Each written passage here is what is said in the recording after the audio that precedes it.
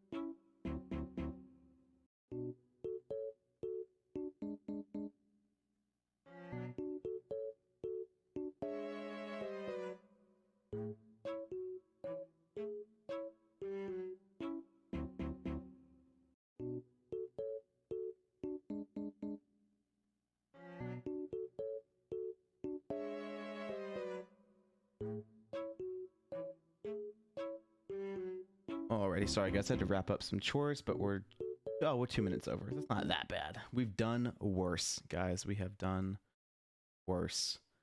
Okay. I forgot to click out of that before I did the thing. So we're gonna go back to Fuse for a hot minute as well. We are gonna do Horizon first, so if you guys want to stick around for Horizon, then that would be perfect.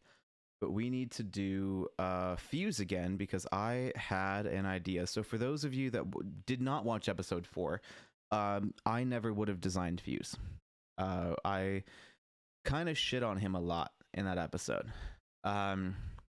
Because his ultimate is useless to literally like half of the legends in the game. About half of them can get the fuck out whenever they want. So it doesn't leave it to be balanced well. So what I would do is change his ultimate.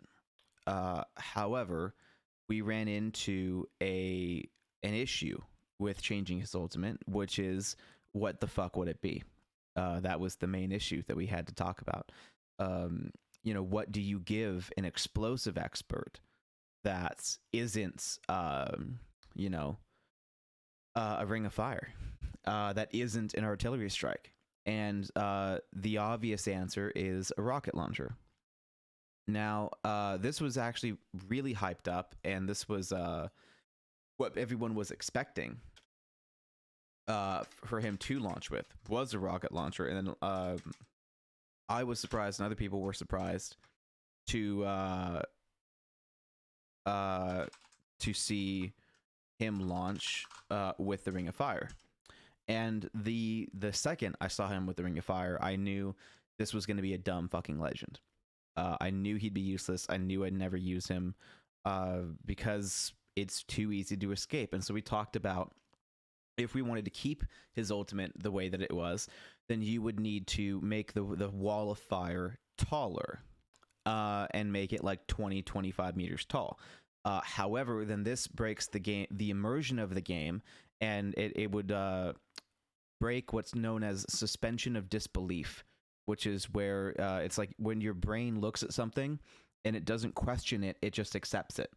And so having a 20-foot wall of flame would immediately break that, and most brains would just immediately question it, and it would break the immersion of the game, and it wouldn't make it feel like a real life scenario. It would make it feel like a video game, and not that Apex should feel like a real life scenario, but real life scenario doesn't necessarily have to mean our real life scenario, this reality. It just has to mean the reality of Apex Legends. And even in the reality of Apex Legends, a 20-foot wall of fire isn't there.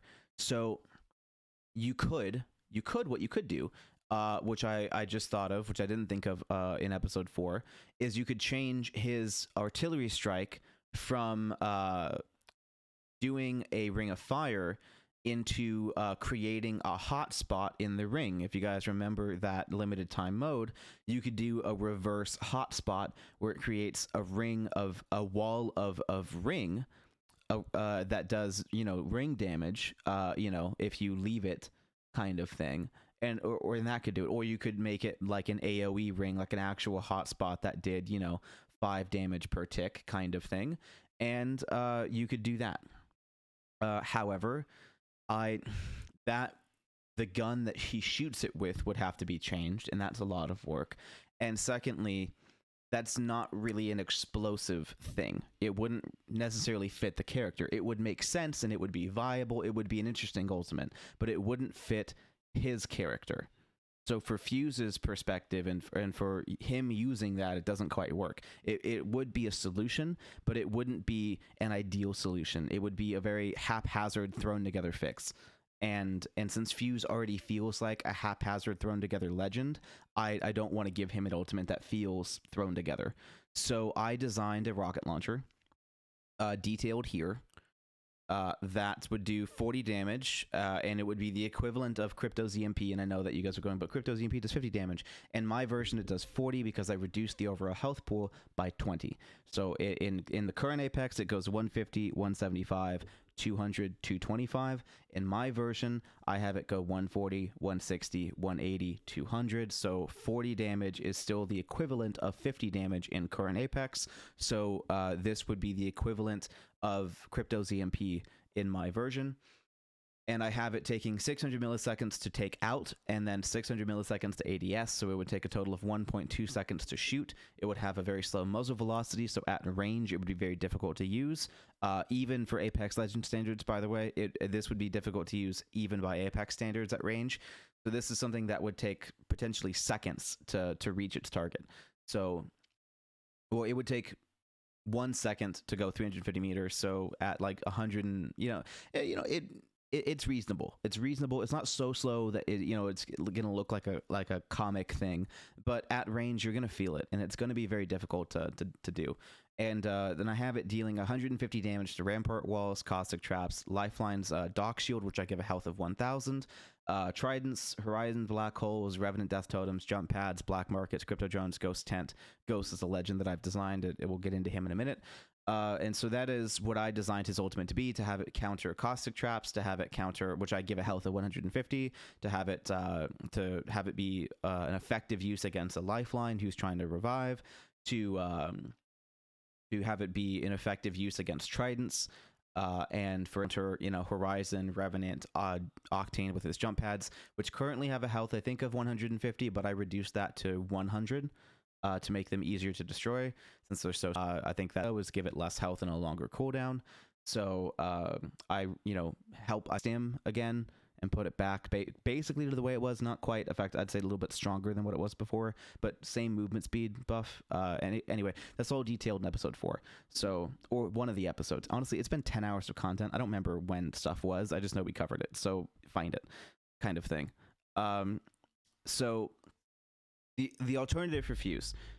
This is actually an ultimate that I designed for Ghost, and I actually decided to remove it from the game. I was excited about this ultimate when I first designed it, and I've let it sit for a couple months, and I worry about how this would be received in the community, and I don't think that having a 50 cal wingman as an ultimate would be a well-received change for Fuse. I think the rocket launcher has a better chance of being received well for Fuse. Having a 50 cal handgun is fucking awesome, and I love it. And I think this could be a potential care package weapon if we wanted to go that route. But otherwise, I don't think this is the right way to go, but I will cover it just that you guys could vote. You could take a vote if you wanted to, if you'd prefer for Fuse to have a 50 cal wingman, or if you'd prefer for it to be the rocket launcher. I would prefer the rocket launcher, but the 50 cal wingman I have as iron sights only. It does not take a sight. It has a 1.2 second unholster time, a 300 millisecond ADS time, and it only has 5 shots total for the entire game. Magazine size of 1, so you reload after every single shot. A reload time of 1.67 seconds, which means that it will fire 1 shot roughly every 1.5 seconds. So slow rate of fire, for those of you that are not sure, that's a very slow rate of fire. Ultimate can be holstered and unholstered with no cooldown penalty. So basically what this means is that once you've reached the cooldown and you have your ultimate, then this is toggleable. Like it's a gun that you can pull out and put away. But again, to pull it out, it takes 1.2 seconds. So it's not something you can fast swap to. It will take 1.5 seconds to fire. So it's not something that you can just pull out at the end of a firefight to wrap up. It's more of an opener, because it's a very slow wielding time, and then with the ADS time, it's a 1.5 seconds to shoot if you do it perfectly. And if obviously no one's going to do that. So realistically, it means 2 seconds to fire versus just, that. But you could do it as fast as 1.2, but if you're going to aim an ADS and everything, it's probably going to take you 2 seconds. And what this means is that I would like it to be something that after the 7-minute cooldown, I believe I have it on the 7-minute cooldown. It might have even been a 5-minute cooldown, but I believe it. I would have it have a 7-minute cooldown. I would have it 6.5 minutes for the ultimate to charge. So 6.5 minutes for the charge, but once it has been charged, you have 5 shots for the rest of the game, and you can unholster it and holster it as much as you want within after that 6.5 has been met. And the weapon does 100 damage to the body with a headshot of 1.4, giving it a max potential headshot damage of 140 with the same, and that's the same as level 1 body armor, by the way, but any helmet which you spawn with a helmet will protect you from dying in one shot at full health with level 1. So basically, if you are full health, this handgun will never one-shot headshot, but it can do between, I'd say, 120 to 135 or so headshot damage. That's kind of what it comes down to, and that's basically it. That is the thing. So it would be 5 shots total. So one shot with 4 extra, and that would be the ultimate. I again originally had this for Ghost, but I decided to make his tactical his ultimate, and then I am giving him a new tactical. And I have Ghost currently in Recon, but I believe I'm going to switch him to support because his tactical that I gave him is kind of a half-assed tactical for Recon. And it's not a bad tactical, but that tactical alone isn't enough to merit him being Recon. So I'm going to save the tactical and archive that for a later character, but I am going to give him a new tactical and switch him over to support. And have him be a sniper support legend versus the recon area. So it's going to be kind of weird. Like a lot of people are going to go like, well, why did you design a sniper recon and not have him be recon, a sniper legend and not have him be recon? That's so weird. But for what his abilities are, he needs to not be recon. He would be one of the worst recon legends, and the only benefit that you would get from Ghost is that you would have 50% less idle sway, and you'd be able to prone under in certain circumstances. It's not a passive. His passive is not to prone. His ultimate is to prone. So that's Ghost's ultimate, and it's not like you just lay down. You know, that'd be a dumb ultimate. He has little camo tents and stuff like that. Like it's a whole thing. So. It's a very limited a prone ability, and it's a very but it's also a pretty sneaky prone ability because like it's a hollow tent like Mirage's tech, so it's I think it balances it out just fine. But we'll get into him in a minute. And yeah, so this is the 50 cal expert ultimate. I just don't see a place for it in the game. I think if we were going to make a 50 cal wingman, it would need to be a care package gun, and it would need to say replace the Prowler, and that would be pretty interesting. Or maybe you could turn this into a mid-range gun, give it a 3x maybe, 50 cal wingman with a 3x. I think that'd be pretty dope. So realistically, yeah, this would have to I'd say this would probably replace the triple take. But then we'd have 2 50 cal guns, and I don't think Respawn wants that, and I don't think players would probably look past the fact that they're both 50s, so I don't think anyone would really care. If you wanted to make it like a different, like you could make it like a 45-70, you know, that'd be a caliber that's, you know, a big rifle caliber, but that's not a 50, just you know, maybe merit it not being a one-shot headshot. So you could do that. You could make it a 45-70, and that'd be pretty cool. That'd still be dope. But overall, I just conceptually, it's a cool idea, but I think the execution of it in a way that would make balance sense and also like go well with players is a very hard to pull off thing. So I think most legends would prefer the Kraber. So if you had this replace the Kraber, they'd be like, what are you doing? Put back the Kraber. If you had this replace the triple take, then they'd be like, this is too broken. Like care package guns are getting out of hands. Like put the triple take back, or put, you know, one of the regular guns back in there.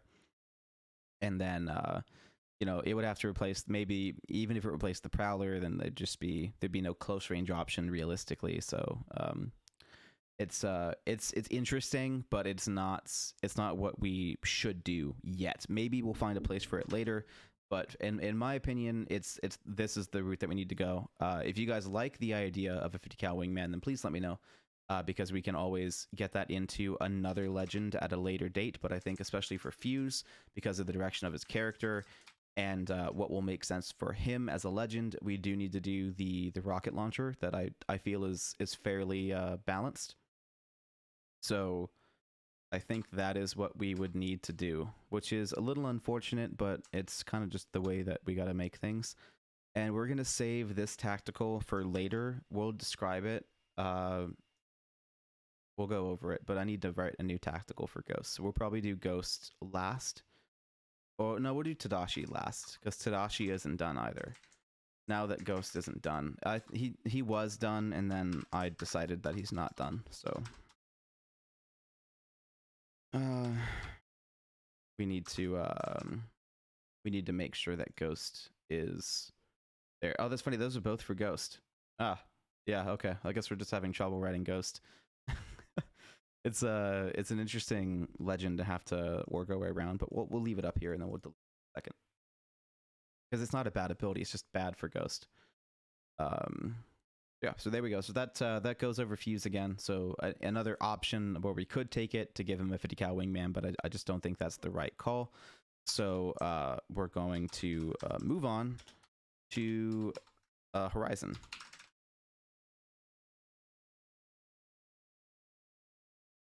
We're going to move on to Horizon. And I'm just kind of getting ahead of myself here. I don't know exactly what we're going to change about these legends, but we're gonna give it a look and see what we can come up with. So first is definitely Horizon. She has had a lot of changes, guys, a lot of changes. I know a lot of Horizon players are not happy with it, and I'm not either, frankly. It is a little bit too far. So we're gonna go with her passive first. So increased air control and reduced fall impacts with Horizon's custom spacesuit. That's fantastic. I think that's great. Horizon can start moving sooner. So this has been changed. It used to be that she took no damage, no stun at all. And that's been changed. So now she doesn't, now she can get stunned. Now she can get stunned. Okay. That's interesting. She did that when she launched that she could just fall from wherever and keep moving. And frankly, I liked that. I didn't think that was broken at all. I thought that was a very great passive, especially for it being her only passive. I don't see a problem with that. I don't see, but I guess they did, because they're trying to nerf the shit out of her. Let's see. So reverses slow gravity, lifting players up and boosting them when they exit. Cooldown of 20 seconds. So as you guys know, we made Pathfinder's cooldown 15 seconds, and so it needs to be for the same for Horizon. 15 seconds. So cooldown of 15 seconds, not instead of 20. And that needs to be a thing. Lifts players a maximum of 30 meters off the ground. That has changed. That used to be higher. And 30 meters is pretty good.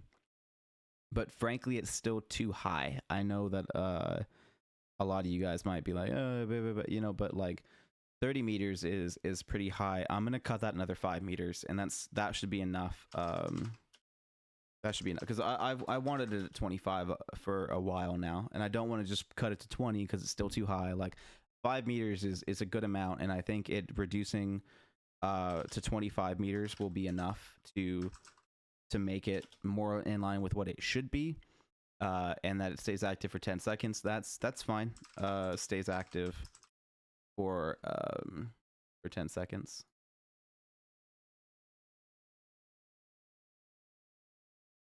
You know, I actually, so I'm gonna make it, and this is gonna sound like a huge nerf, but it's gonna be, trust me, this is a buff. I'm gonna make it 8 seconds. For 8 seconds.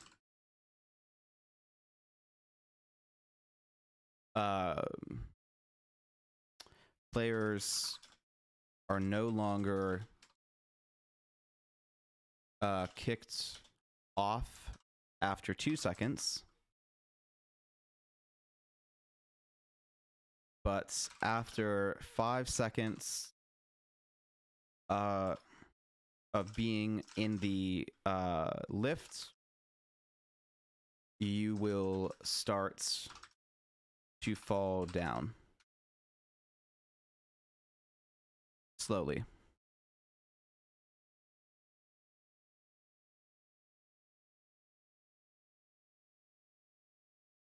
Yeah. So you won't get kicked off, right? It won't ruin your shot. Like that's the thing. Is that right now, if you stay in there for too long, then it just throws you left, right, or forward or back. It's kind of hard to figure out what's going to happen.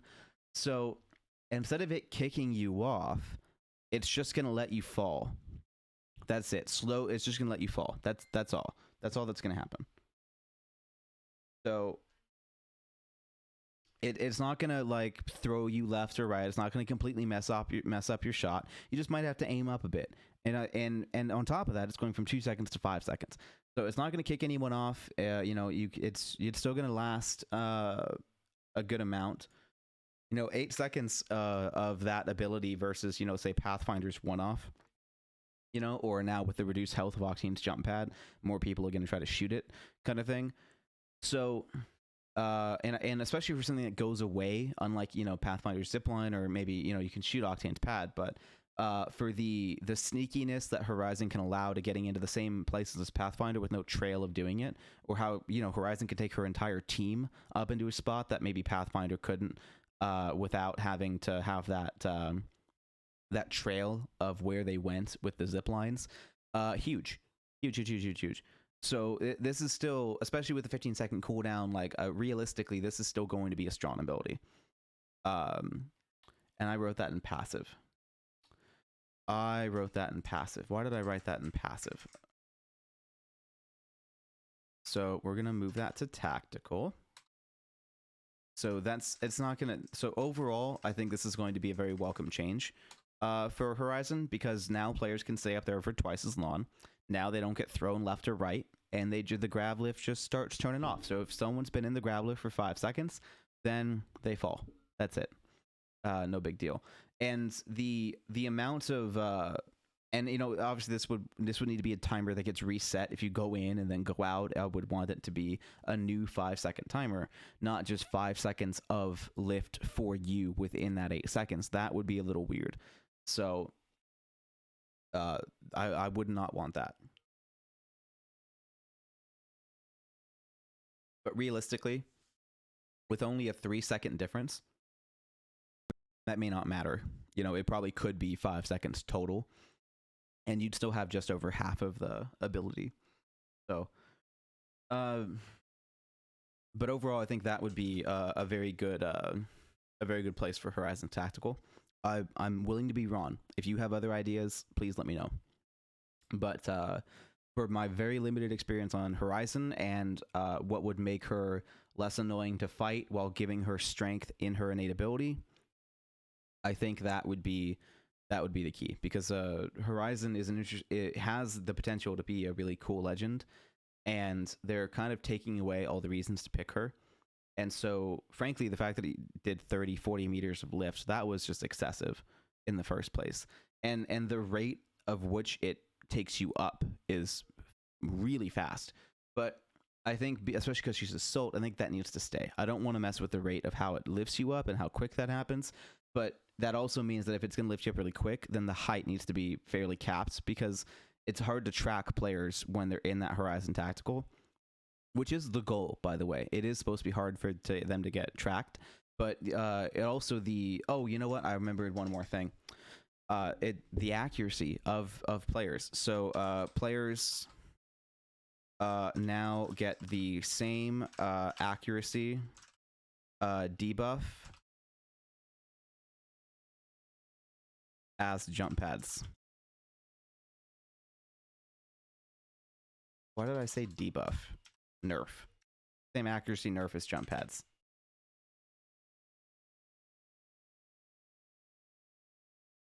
Players now get the same accuracy nerf as jump pads. So being in the lift while moving on the lift. So if they're going to shoot you on the way up, they're not going to be accurate. But if they're on the top of the lift, totally fine. You know, it'd be the same as them standing still.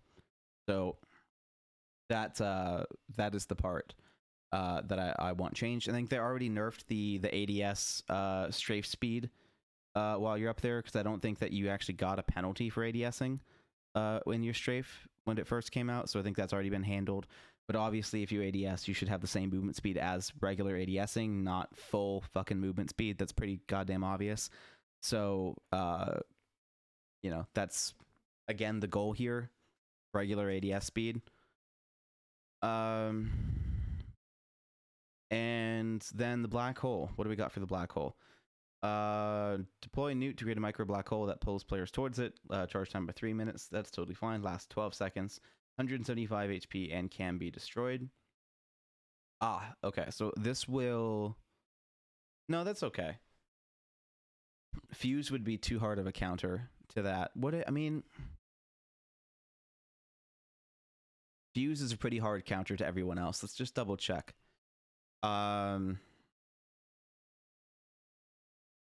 Yeah, Fuse is a hard counter to a lot of other legends. It needs to include Horizon. Okay, so the health is reduced to 150. This is to allow Fuse's ultimate to destroy it, as well as just give other players a better chance on it. I will reduce the activation time to 1.5 seconds. 2 seconds is way too long. Enemies are highlighted if their position is behind newt. Pulls enemies even from behind obstacles such as walls and doors. Okay. I didn't know it would pull them through doors. That's pretty neat. Okay. And I'll have the I'll have it last 10 seconds instead of 12.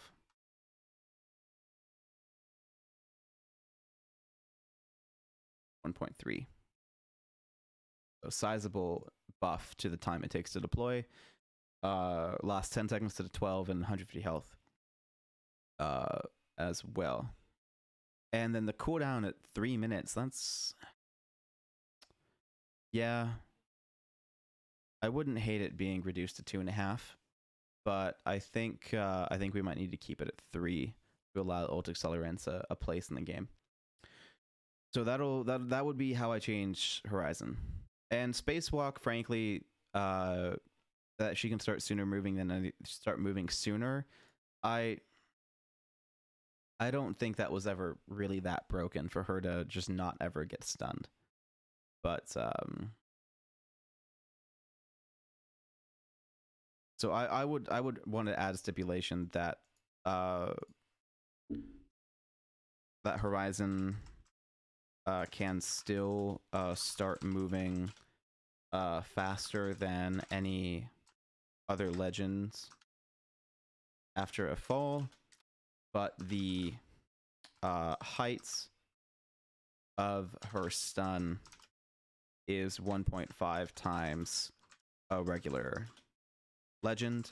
At least I would be okay with that going up to 2. So at least 1.5 times a regular legend. That way she can just have a little bit of that old passive back, just to make sure that she's got some strength. Because that's an important part in being an assault legend, is the speed, and that stun speed is a killer. So having that be a pretty damn good passive with a you know, a general, I'd say, nerf to the ultimate, you know, faster activation time, sure, so it should be more successful, but it won't last as long and it has less health, so it's going to be you know, situationally worse, situationally better. And then the overall, I'd call this a buff to the tactical. It's a reduction in height, yes, but you can stay on the top again. You a realistic nerf to her when she's getting moved up the lift. You know, that nerf would go away when she's on the top of it again. She can stay on top of it. you know, for I'd say 4 seconds, because that 1 second of being in the lift to go up to the top is gonna, you know, count toward. So twice as long on top, not getting kicked off either. So your shot isn't gonna get messed up. You just start falling back down again. And again, I want to add another stipulation for you will start to fall down at 50% speed. So half as quickly as you would if it was just free fall. So it's still going to be manageable and easy to keep shooting as you're getting put down the lift. All right. So that is what we're going to be looking at, but it's not going to throw you left and right. It's not going to get you killed the same way that it's been doing now. So I think that's a good change for Horizon. Valkyrie, this is a rough one because she's brand new and there's a lot to learn with her before we figure out exactly what's broken. So launches 12 missiles in a 4x3 array, rather dealing damage and stunning enemies. 25 damage, and every subsequent missile deals 3. Oh. Okay.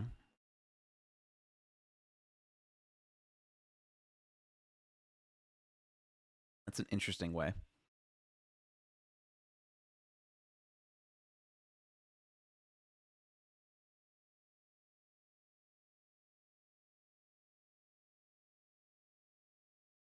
Huh. Okay. So it's minimum distance of 12 meters. Well, that makes her that helps her go more into recon then. So it's not a close-up assault ability. Maximum distance of 100 meters. That's kind of rough. That's far. But to be fair, how often is that going to work anyway at 100 meters? So why bother with it going 100 meters when it with the warning and the time that those missiles take to hit, your effective range is more like 50 meters. So why does it need to go 100? Doesn't make any sense. That just sounds like it's, you know, taking pot shots, try to get lucky with where they might be moving to, and like that's not. No, I don't like that. So let's look at her passive. Okay, retool jets uses jetpack to fly. Fuel is limited but refills over time. Using jets consumes fuel. The fuel is used on the right side of the screen. Activating VTOLs will consume the jets at about 12.5% of your total fuel. Yep. Maximum duration of 7 seconds. Fuel will begin to refill 8 seconds after the last jet's usage. That's pretty reasonable, actually. 8 seconds after, maximum duration of 7 seconds. I mean, yeah, I mean that always feels nice. I mean, it's not like you're super fast in that anyway. So, fully refueling from empty takes 10 seconds. 1 second will refill 10% of fuel. Okay. Yeah. Okay. Okay. Yeah, that's pretty good. Using the jets, Valkyrie cannot use any weapon except for a missile swarm. Once the jets are released, there's a 1 second delay will be played before she uses her weapons. Okay. Yep. Activates the jet fighter HUD. Yeah. While skydiving, you're using her ultimate. Skydive in both launch and skydive. Marks enemies within 250 meters with a direct and uninterrupted line of sight to Valkyrie.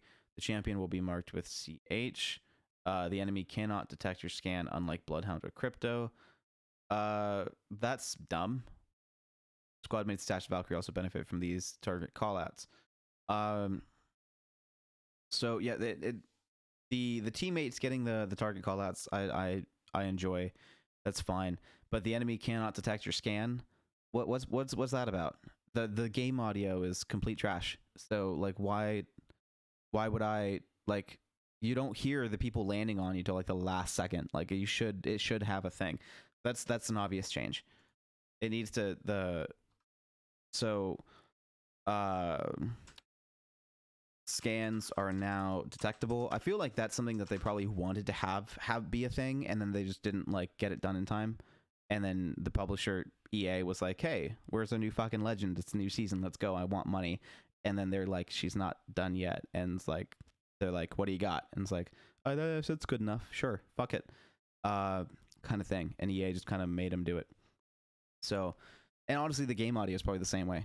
You know, it's game developers don't get time anymore. They just don't. And so like, I understand where this is all coming from, but also like it doesn't make it okay. Like it's not necessarily their fault, but that also doesn't make it acceptable. So someone needs to take responsibility for this, and it shouldn't have to be Respawn, but there's so much more fine tuning that could have happened. There's like the fact that the game launched with like 8 legends, that never would have been acceptable, you know, 3-4 years ago. Never. So this whole live service model just pisses me off, and I can't stand it. So and granted, it's not their fault that they're doing a live service. That's definitely EA. You know, I think this is a very competent studio that can make fully fledged out great games if they're allowed to do so, and I don't think that they're being allowed to do so. So that's just as a preemptive to all the complaining, is that I recognize that Respawn doesn't deserve it, but it's still their product and it's still their name on the label. So even though it is EA's fault, they still have responsibility.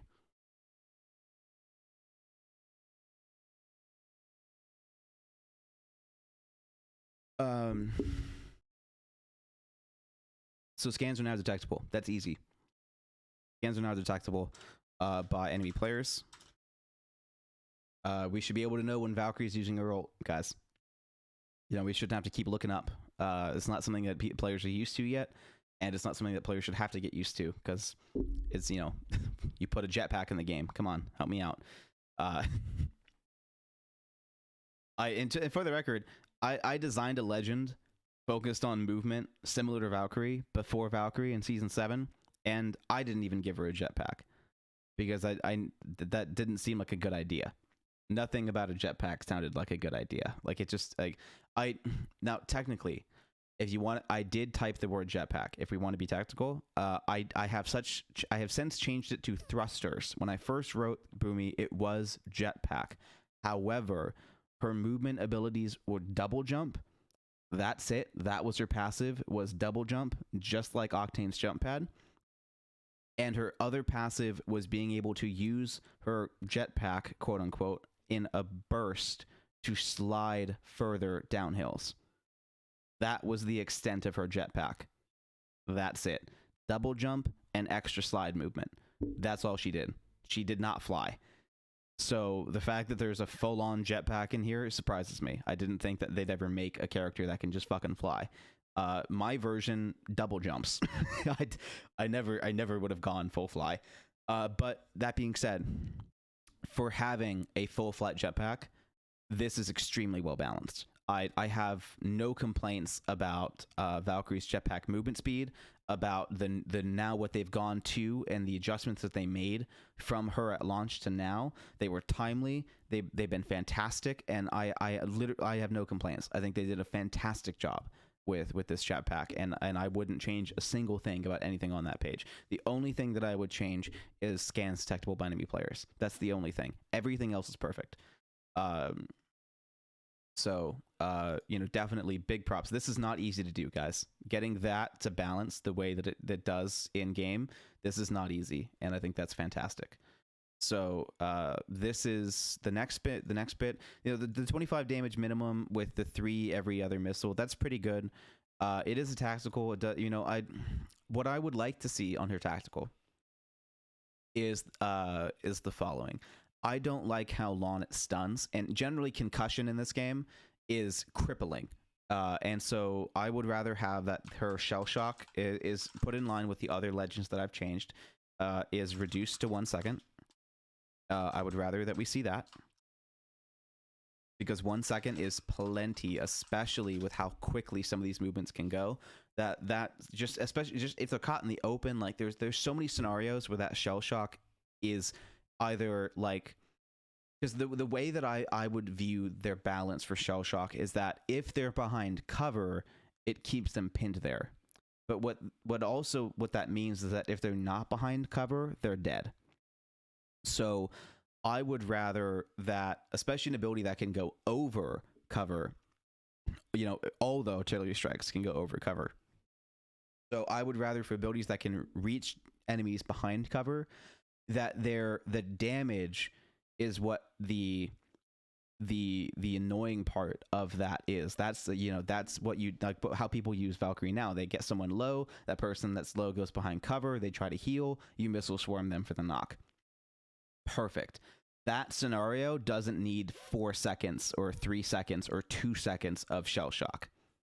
So the other thing is that if there's someone in the open and you're doing, and you shoot this first, or you get them broke and then you throw this at them, or Bangalore's ultimate and they get caught running through the open, or Gibraltar's ultimate, they're running through the open, that shell shock, that the damage may not get them killed, but if they're trying to run to cover and they're getting hit by those ultimates, then what's going to get them killed is the fact that they can't move.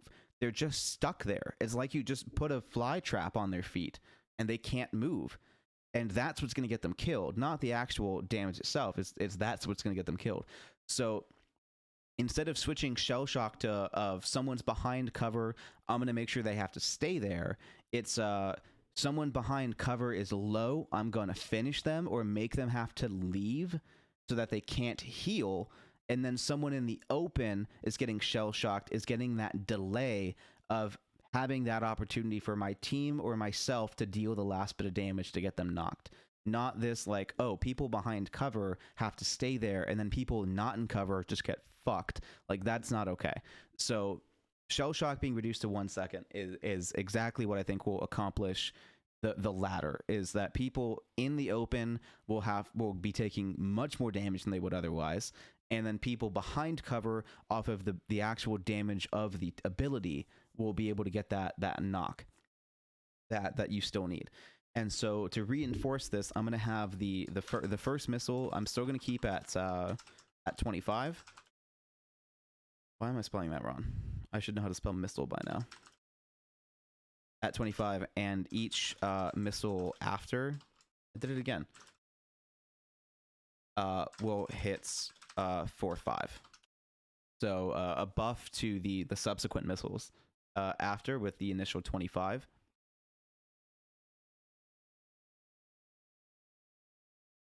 I also would like to see the spread of missiles reduced by 20%, and add an additional row horizontally.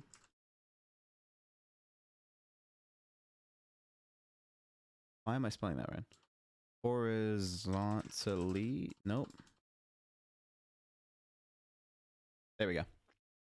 Horizontally to make the pattern 5x3.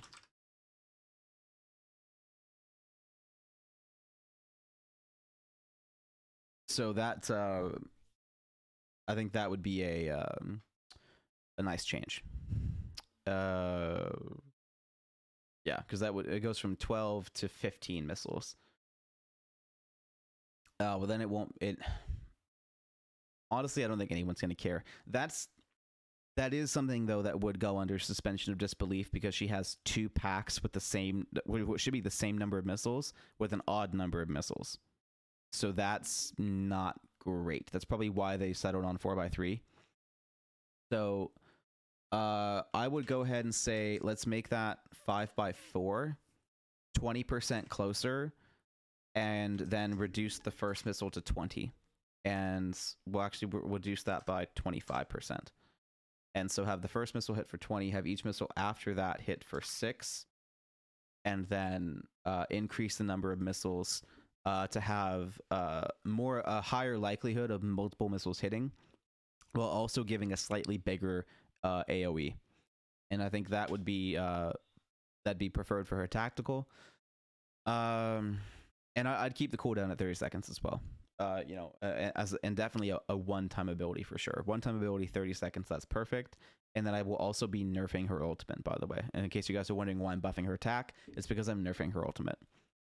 So teammates can join Valkyrie and interact. So first of all, the cooldown is being increased. So the cooldown is increased to 4 minutes. This is to make sure that she has to use accelerants. So another minute on the cooldown to help that ability be a bit less often, and frankly to force players to use jump towers, because there's so many Valkyries that I've met who just ignore jump towers because it doesn't matter to them. So I've had teammates that are like 25 meters from a jump tower use their ultimate because they're gonna get it back super fast. So it doesn't really matter to them about using the jump tower they're right next to, because they still get the same info. That she doesn't have to use her ult to get the info, but instead of using the jump tower that we're right next to, we're going to use her ultimate. And so that just doesn't make any sense. So increasing the cooldown is going to curb that and force players to still use jump towers. Like that's something that shouldn't have to be replaced just because you have a Valkyrie. It should be a supplement that you can do at the same time. So there we go. So Valkyrie enters a setup animation that charges up over 2 seconds. That I think is too slow. So the charge up animation, I would like doubled. I would like that increased to 4 seconds. And then there is a second phase of that. So the 2 seconds that it takes to press fire to launch up in the air, that I want doubled. And then there's another, I would say, close to 4 second window where she's kind of hovering above in place. And that I would probably keep the same, to be honest. I think this needs to just be a general nerf to her usage. And so this is going to limit the aggressiveness or defense. Like this is it's going to reduce the hastiness of this getaway. Something that should be done strategically, not quickly. And I think, frankly, this can be done a little too quickly for how strong this ability is, for how quickly she launches up, and how it's not the same as a jump tower. You cannot just beam them as they're going on the way up. It is so much more difficult that for how quickly she's launching up in the air, I really don't think it should happen that quickly. I think it should take 4 seconds on the ground, another couple seconds in the air, and then just yeet all the way up. And I think that's fine. So that would be enough for me to make that happen just a little bit slower. And the skydive can be canceled during setup, either by taking damage or by manually pressing the ultimate button again. Yeah, 70% charge is refunded. I would actually increase that to 80%. So to make it, because I increased the cooldown by another minute, so the charge returned for canceling is increased to 80%, just to make up for how much longer the ultimate is. And that it's not a lot to make up for it, but it's just that little bit to help, you know.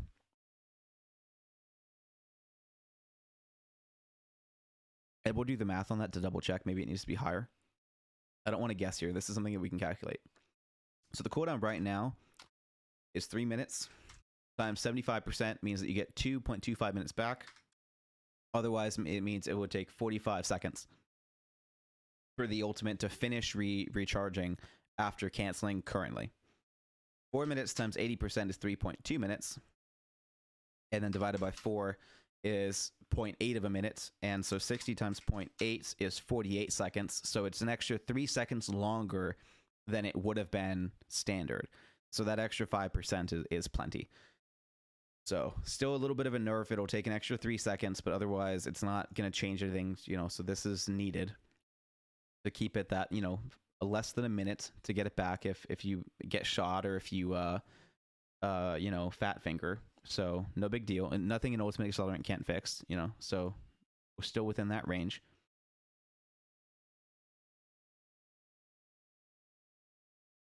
Okay. Vertical answer for flight. Yep. Okay. Cool. Yeah, this is fine. Yeah. So I think that would be changes to Valkyrie. I think that would make her tactical a bit more useful. and it would be less damage if you only got hit by one, but more likely you'd get hit by two or even three. So I think you'd have more consistent damage on this. Easier, reduction to the shell shock. That way it's not so bad. And the missile spread reduced by 25%. An additional row to make the pattern 5x4. Add additional rows, make the pattern 5x4. So now 10 on each shoulder instead of 6, because it was 3x2. Yeah, 4x3, so 12. It was 12, so putting it up to 20, and reducing the damage that the first one gives. So that way it's it will need to be a bit more effective. So it's basically, instead of so getting hit by 2 missiles before would do 28. Now it would do 26, but then now getting hit by 3 missiles, instead of that doing 30, what would that be? 28 plus 3 would be 32. Oh, it's still 32. No, 31. Sorry, 28 plus 3 would be 31. So it would do 1 more damage if you got hit by 3, but you also have a bigger pattern. So it's overall going to be less damage, or less to the same amount of damage. So, but you're also going to have an easier time hitting those targets, because you're going to have a wider spread as well, and then a reduction to the. So overall, you're going to have a bigger swarm. They're going to land tighter, and because the shell shock has been reduced, you can have people running through it and likely getting hit through the pattern as well. So I think overall this is going to be situationally a buff, but on average, I'd say it'd be close to the same. So it's about the same, but with situational buffs is how I would describe that tactical. So I think realistically, you won't notice a huge difference, except for the fact that you're going to be hitting missiles more often because of the size increase. So I think it will be overall a buff to her tactical, and an overall nerf to her ultimate. Definitely, and then a nerf to that passive too, to make sure that scans are now detectable. That's crazy that they're not. And I think that is all I would change about Horizon. I think that's it. The jetpack usage is surprisingly balanced. It's not hard to counter. It gives her mobility without making her unable to be hit. I think realistically that for someone with these kind of abilities, she fits as best as she can into recon. This is of the new legends that they've released. I'm surprised if they were gonna have legends release stupidly overpowered on purpose. This is a legend that could have easily done that. Easily could have released broken as fuck, very easily, and they didn't. I think they did a fantastic job with the initial balance. I think they've been very good with the follow-ups, and realistically, I think just to make sure that she fits a bit more into that recon category, making sure that her ultimate takes a little bit longer, making that initial animation take a little bit longer, so that it's not something that can be done so aggressively, that it's more of a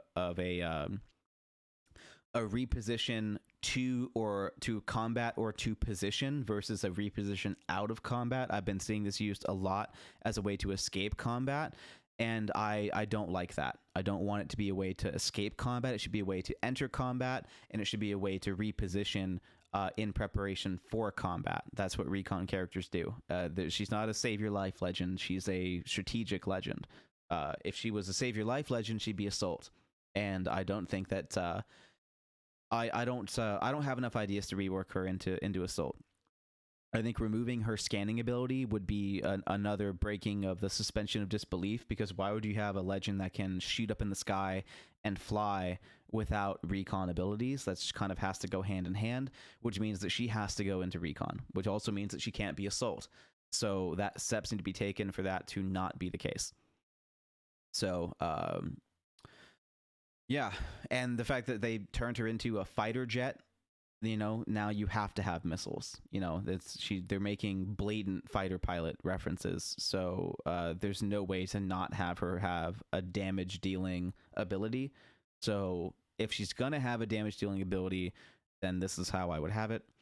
But again, I designed an assault movement legend that doesn't fly and that doesn't have any damage dealing abilities.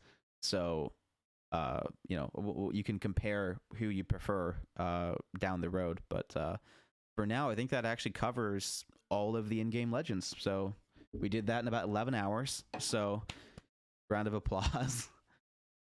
11 hours to cover the loot pool, to cover item changes, to cover hop-up changes, and to cover all of the legend changes. So there's that.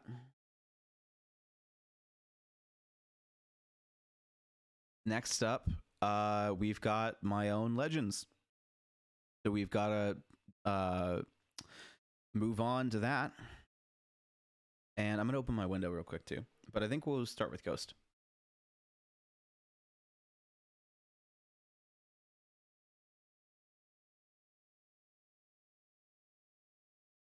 Should have opened that a long time ago. But yeah. So, we have to redesign Ghost. What would I make his tactical? But let's also, you know, let's just go to an easy one real quick. We'll go into Navarro. Because Navarro is a lot of explanation, but it's a pretty simple legend. So for those of you that are seeing that and going, oh shit, don't worry. It's okay. It won't be that bad. And we can now stop doing the side-by-side too, since these are all legends that are not in the game. These are all legends I designed. So we can make that nice and big and easy to read. And again, there will be a copy of this on the Discord when the episode is done being posted. So now that we're going to go over all my legends that I've designed, then I can release all that info to the public on my Discord. So yeah.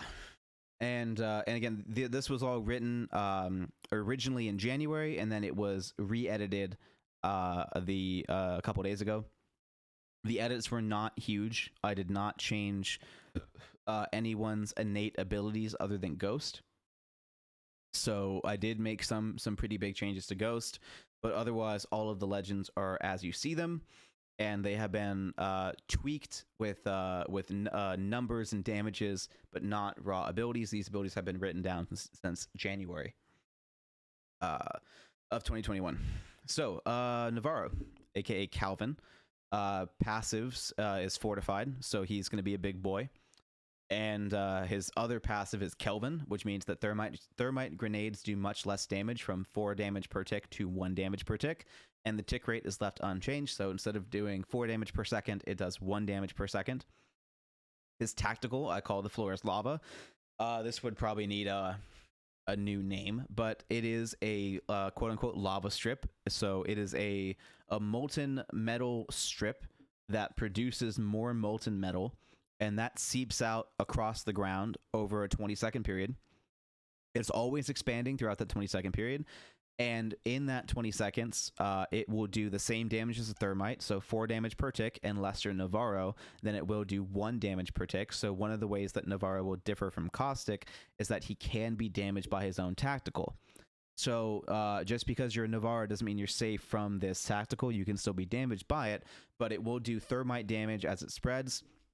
It will destroy doors. It will do everything that thermites do, but it just also spreads out for 20 seconds. And it starts at 3 meters long and 1 meter wide, and it spreads at a rate of 0.2 meters per second in all directions until the timer runs out. So that means that it will get wider and it will get longer. So this is something that's small enough that it won't it won't completely flood a hallway off the bat. But 1 meter wide, especially in a place like Bunker, is enough to make it impassable without taking damage. But inside a building, 1 meter wide is not going to do a whole lot. So 1 meter, for those that don't know, 1 meter wide is basically the exact width of a door. So it can completely block a door. But that's basically it. It starts at a door wide, and then it starts spreading to, I think at max it'll go to 5 doors wide, but that's, you know what, we're gonna adjust that. So it'll start at less than a door wide. 1 meter wide, we'll have it start at half a meter. So half a meter or half a door. So it's enough that you can run, if you can't go through the door without hitting it. Half a meter is enough that you can't go through the door without hitting it. And at 0.2 meters, per second, that means that it would gain 4 meters in diameter. Yeah, 0.2 meters over 20 seconds would make it gain 4 meters in diameter, so it would go up to 4.5 meters. So that means that we need to reduce the timer that it's active, so we'll put that down to a 15-second timer. And again, so at the end of this 15-second timer, it just goes cold, and so the molten metal spreads out so much that it cools down, and then it becomes solid and then disappears. That's how this would work. So a 15-second timer, in fact, we'll do 16-second timer to make the math easy. A 16-second timer would make it gain, let's see, I think, oh God, hold on. 16 times 0.2 would make it gain 3.2 meters plus 0.5, which means 3.7 meters wide. So more than enough to fill up a small room, and more than enough to do that. And then 3 meters long is probably too big to begin with as well. We could, honestly, this could be 1 meter. This could realistically like 1 or maybe even 1.2 meters. So we'll make that smaller for sure. That was definitely too strong. 1.2 meters times hold on. It's still 3.2, by the way. It's still it's 3.2 meters plus 1.2. So that would be 4.4 meters long. Yeah, that's fine. Yeah.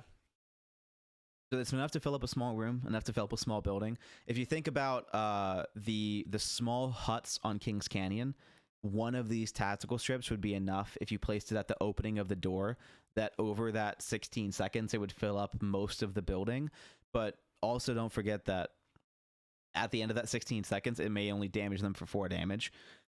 So realistically, like 1 would fill up about half the building in 8 seconds. And so you need to use both of them to get the whole building. And then on top of that, if you didn't do that, if you didn't use 2, if you didn't do it fast enough, then they may not take a lot of damage in the first place. So it's definitely an area denial thing. And the main thing that you want to remember is that it is the same as being in a thermite. So if it's only going to do 4 damage per tick, then the amount of area that needs to cover to make 4 damage per tick, something to avoid, it needs to get pretty big. So we might even have to increase the damage of this in the long run. In fact, I just closed it, but I now need to go back to the Apex wiki and double check what thermites do to make sure that this is okay. So we're gonna go down to weapons, and thermites should be, there we go. So thermites, so thermites themselves are 10 meters, so that's interesting, but it's only horizontal, which is why it's so long. There's 4 damage per tick when standing in flames, and applies a burn over time effect that lasts for 25 damage. Yeah, so that's that would be perfect. If it's exactly the same as a thermite, then that's no big deal. So 4 damage per tick when standing in the flames, and then 25 damage if you get touched by it. I think that's exactly what this would need, especially given the size that I just reduced it to. That would be really, really strong. So yeah, and then this would also mean that Navarro. So also for Navarro's passive, I need to keep it at from 4 damage per tick to 2 damage per tick.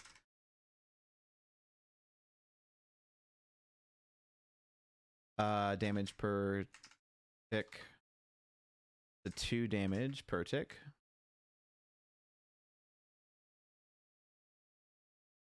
And the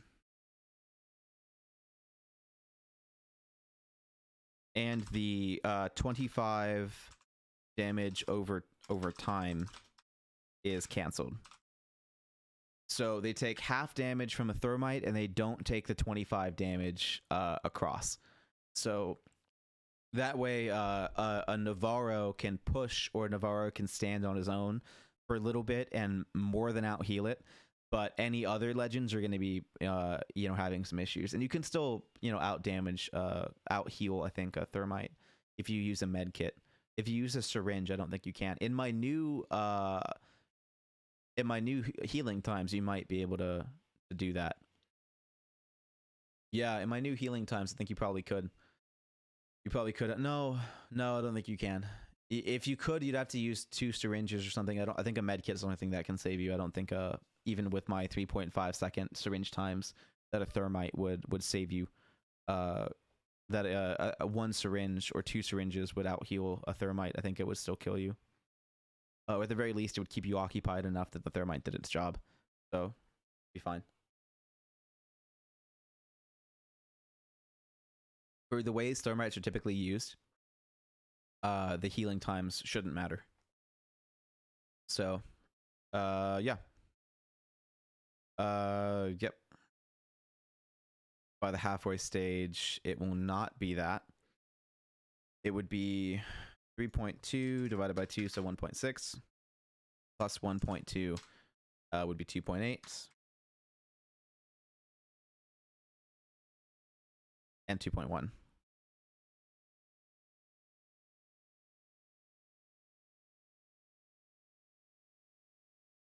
There we go.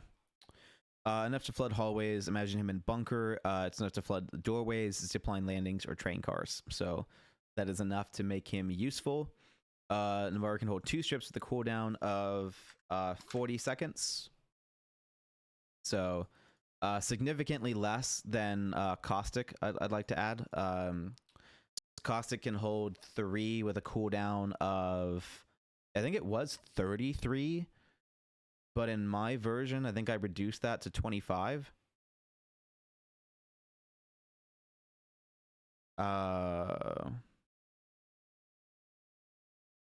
Nope. I guess I don't have a note of how. But basically, I just want him to be an alternative to Caustic. So we might need to reduce the cooldown here. That is the goal. What is his cooldown? 25. He has a cooldown 25 seconds, and he has 3 and up to 6. So I would say that if he had a cooldown of, this can do more damage though. So I'd be okay with the 35-second cooldown. And I think that would be a safe state for him to launch in, especially that this is going to do more damage, I would say, than a typical Caustic Trap. It's going to be harder to you know, you have that initial, you know, you're taking 25 damage even if you just poke it. So that's something that a Caustic Trap doesn't quite have. So for this to be 10 seconds longer but harder to avoid, per se, if it was sprung on you, or if you were to throw this at a doorway instead of thermites, then I think that for the usefulness of that and how little damage someone can take if it's just a single Caustic Trap, I think it does need to have a higher cooldown with a limit of 2. I think that would be ideal.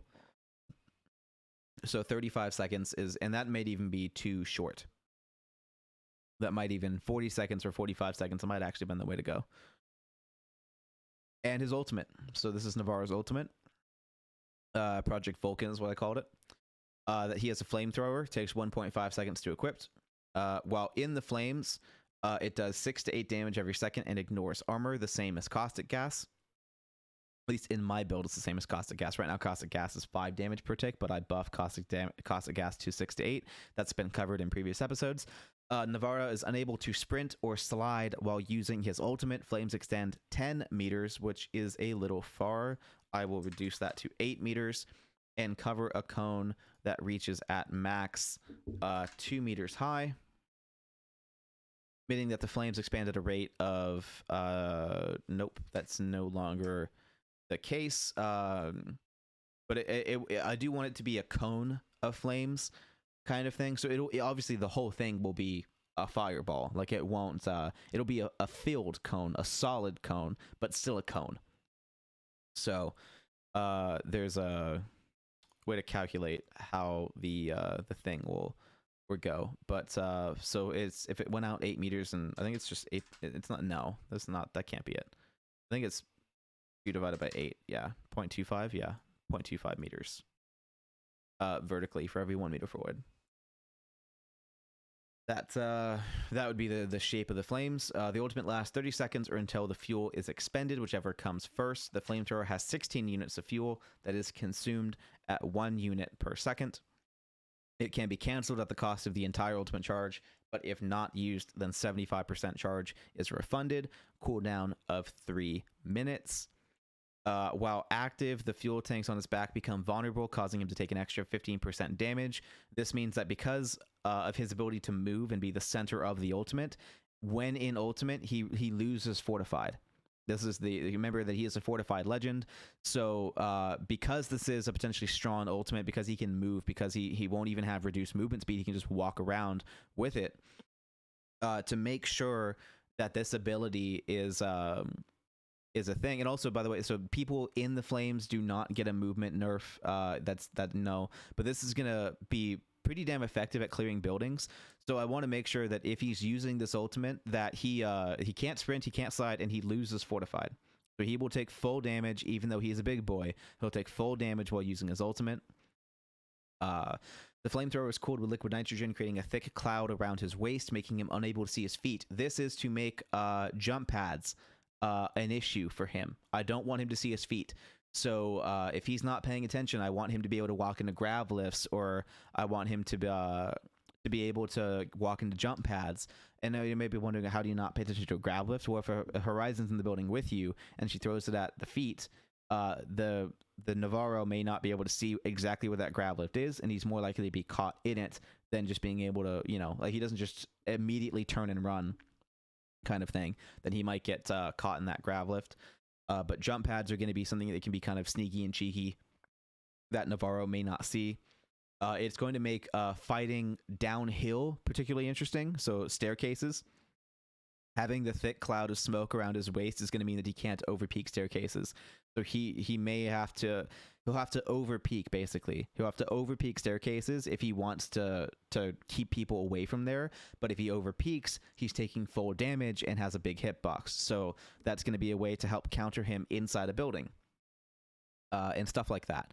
So there are various reasons why he needs to have some block division around his waist to help this ability not be too broken. And the flames are thick and block his vision as well. So when using the flamethrower, he won't be able to see through the flames at all. But again, it is a cone, and so the cone doesn't expand super quickly. It expands pretty good, but at the same time, he will have a good field of view and a good vision. If it's not at the very end of the flame, but he's going to have you're going to be relying on damage numbers to determine if that person is still in your flame, or you're going to have to tap it. And tapping it would reduce the potential damage of the ultimate because it does 6 to 8 ramped up. So you won't, get up to 8. Maybe you'll get a couple 7s, but you'll be limiting the damage that the ultimate can do if you don't hold it down. But then again, holding it down will also make the ultimate go away faster too. So there's that give and take as well. For those of you that don't remember, hold on. Has 16 units of fuel. Okay, that's a repeat line. Ultimate can be wood until it runs out of fuel. Yeah, okay, that's already been. For those of you that don't remember, I thought this would be a cool quip too. Is it hot in here, or is that just you? Like a kill line. If he got a kill with his ultimate, I thought that'd be kind of like a cheeky little diss for setting them on fire. But for those of you that are old enough to remember playing Call of Duty War at War, the flamethrower in that game was fucking brilliant. Like the sound, the look, just everything about that flamethrower was beautiful. Just absolutely beautiful. And the campaign missions, especially with that flamethrower and the sound. Oh my god, the sound design. I loved it. All around, it just felt this power, this just sense of holy shit. Everything about it just felt so good. Just everything about it. And so that is exactly what I want. Having that kind of flamethrower back. That it's for those that remember, that was one of the best video game flamethrowers I've ever used, and I definitely want that to be the inspiration for this character design as well. So that's Navarro, everyone.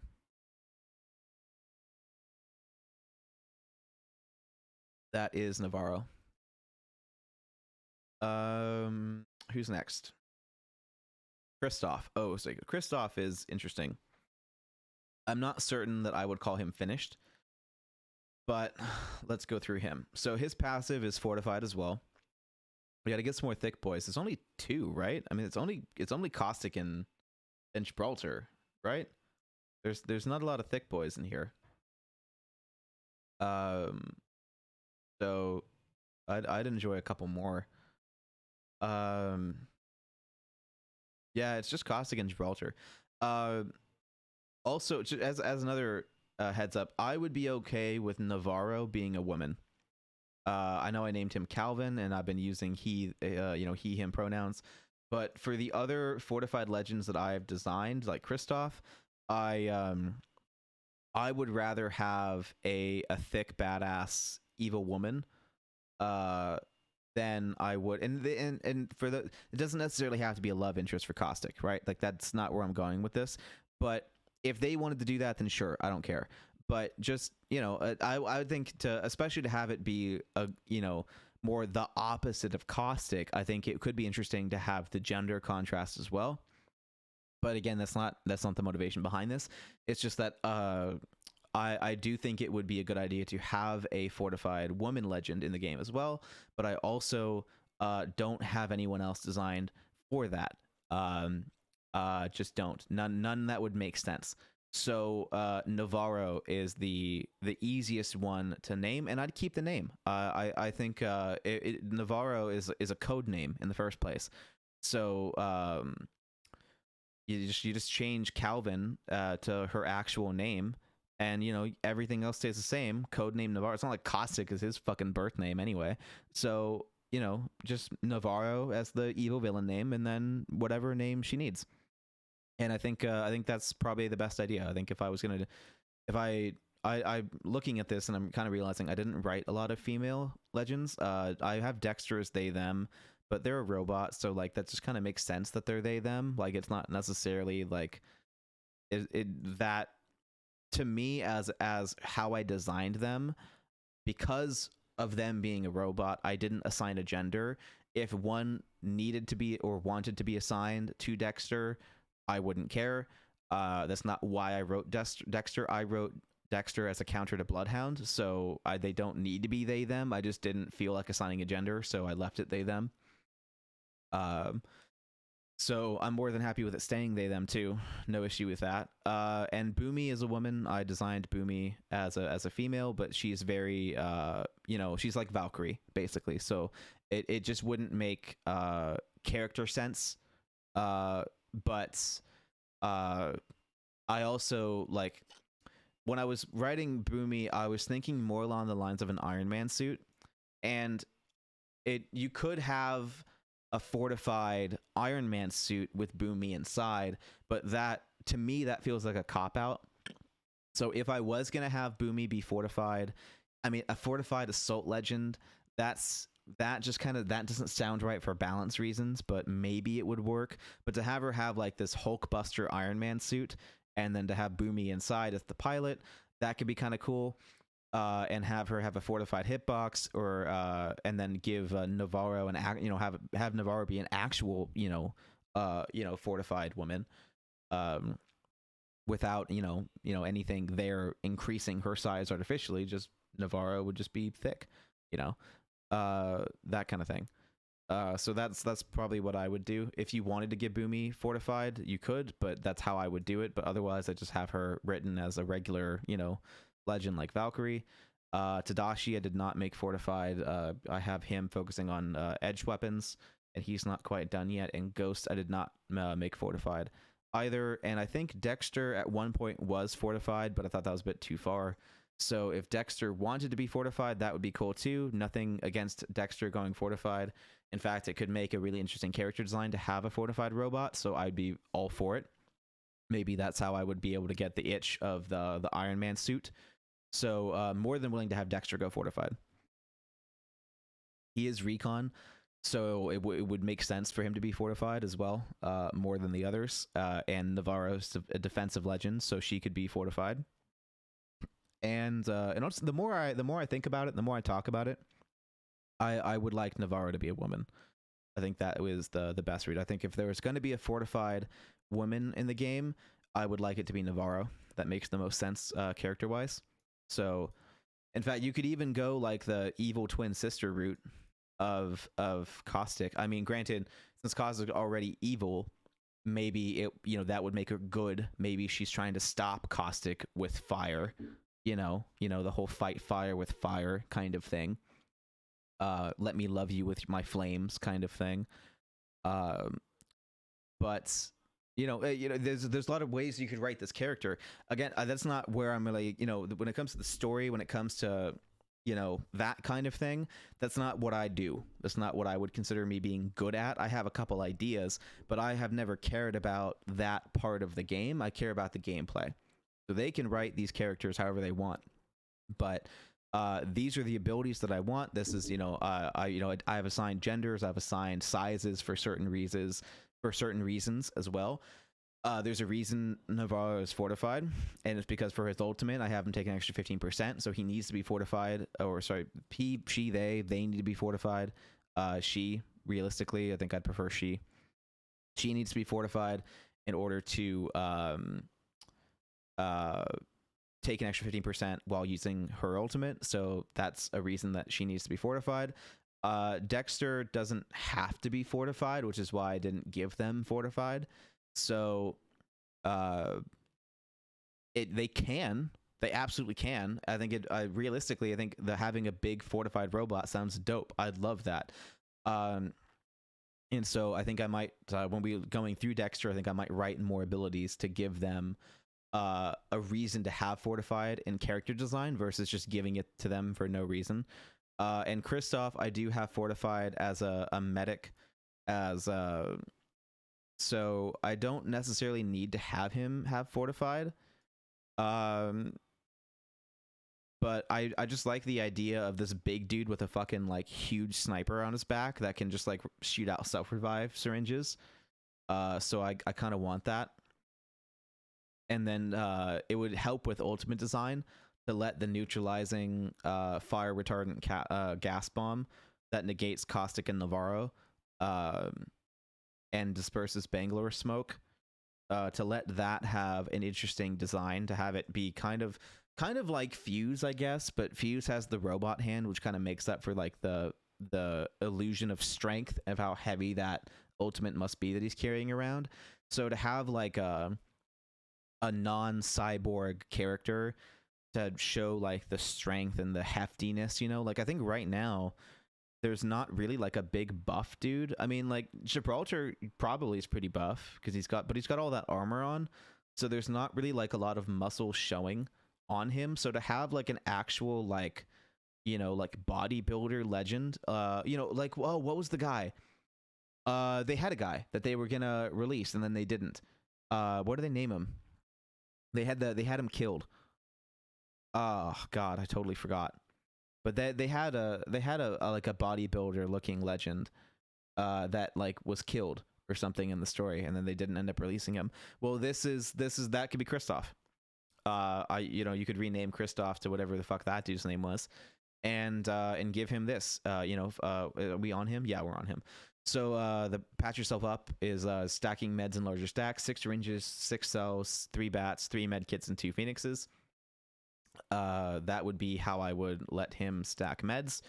Doctor's orders: Christoph uses the sniper rifle on his back to fire self-revive syringes to down teammates. They revive in 8 seconds, the same as a regular self-revive syringe, and immediately they do not get to crawl away and pick a spot.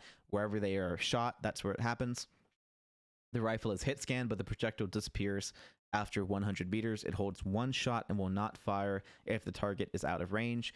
Cooldown of 35 seconds. The rifle must be reloaded before stowing. This allows the deploying animation to be fast and the stowing animation to be long, removing the legend from combat for a total of 2 seconds while letting the legend use the ability quickly.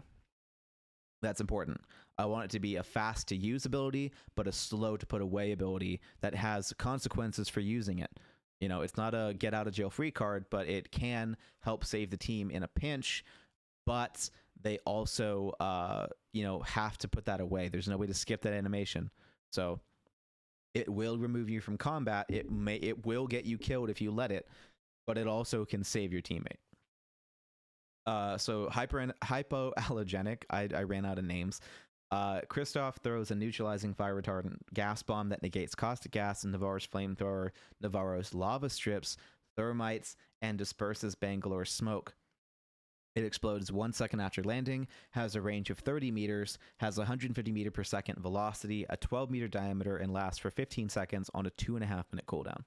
So that is Christoph. So Christoph lacks passives to make up for the ultimate and tactical. So this is more of like true passives where they're like little teeny things that kind of keep the legend a little bit more competitive than they would be otherwise, or it gives them a place in the meta in areas that they weren't there before. But to let Christoph be a support legend and carry, extra meds for his team, and especially more shields, which is something that Lifeline can't do. And something that Loba, you have to, find them on the map. You can't carry them with you without compromising backpack space.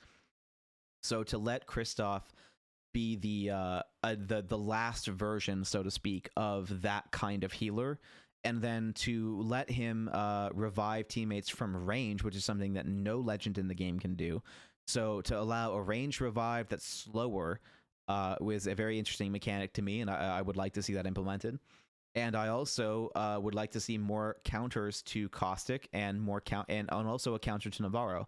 So that would be a way that he can support, is he can be a support legend for pushing a defensive legend, which is a new thing that we don't really have in Apex. If you want to look at, the counterability of legends in the game, there's not really legends that counter defensive legends beside offensive legends. These guys counter these guys, then support just kind of do their own thing, and recon just kind of do their own thing. There's not really a lot of ways that recon counters defensive, or that, maybe recon counters support or anything like that. There's not really that extra layer of depth to the combat. It's just kind of like, these guys can help you find people bunkered down or people like on the move. These guys can help you stay alive if you get too aggressive, and then these guys can help keep away people, and then these guys can help push people. There's not really, the only counterability is really between these two characters. So to let Christoph kind of break that barrier of the support legend that can counter a defensive legend, to give him a better shot at a win and pick rate. Because just having another support legend doesn't really help. And so what this would allow, it would allow squads of a full support legend squad. You could do Lifeline, Loba, and Christoph, and you would actually be able to Loba can be very helpful against assault legends. Christoph can be fantastic against defensive legends, and then Lifeline can be the glue that holds everyone together. And then if the Lifeline gets knocked, Christoph comes in with the range revive, and then if Loba gets knocked, then Lifeline can come up with the shield combat revive.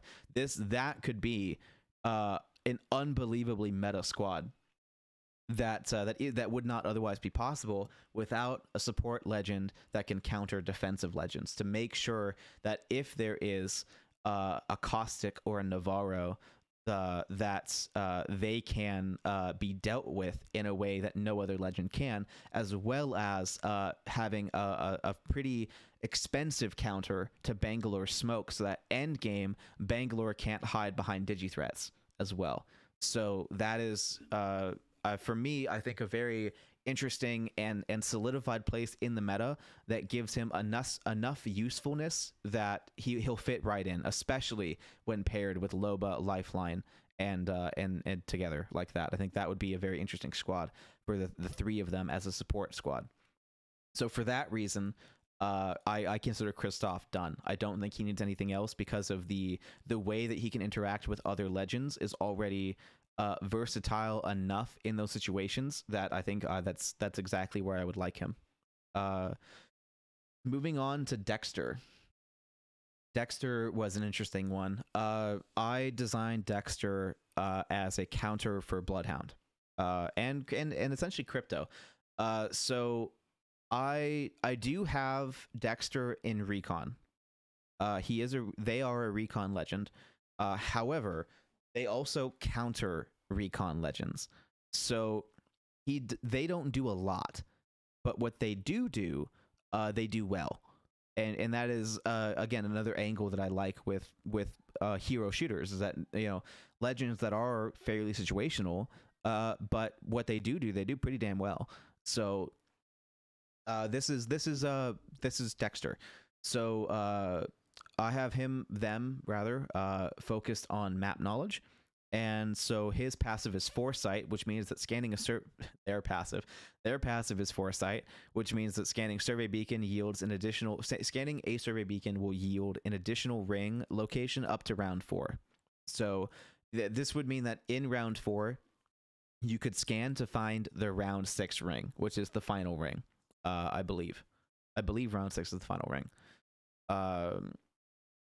Which is actually what I was trying to prevent. So let me double check. That's arenas. Why I would be looking at that? Oh, you know what? The easiest way to get to the ring info is by doing this. There we go. Yeah, so there's six rounds. So that's not what we want. So up to round 3, making the round 5 ring visible. Being able to find the end game ring is not the intention with Dexter. I don't want that. That'd be a little bit too broken.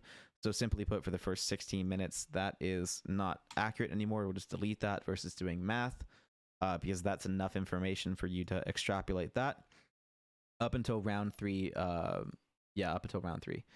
So that would mean that when round 3 has happened, that you can, in round 3, you can scan to find round 4. If you have Dexter, you can scan to find round 5. And then after round 3 closes and round 4 begins, you can you'd have no reason to scan because you won't be able to find round 6. So this passive would go away and disable at round 4, making it just a regular thing, which you would then no longer need because you already know where round 5 is going to go. So that is the goal with Dexter, so that you can get to the best position possible without knowing where the game will end. And I think that is a good niche for him within the recon space, because otherwise there's not, recon only has so many possibilities, especially in Apex. So there's only so much you can do before you start giving them the same abilities to each other. And that's what that's what I don't want. We don't want them to have the same. We don't want them to all have the same abilities. That'd be weird. So, that's why this passive is what would be interesting. I would like to make him fortified, and frankly, with the character design already of his passive, of his tactical rather, they could still get fortified.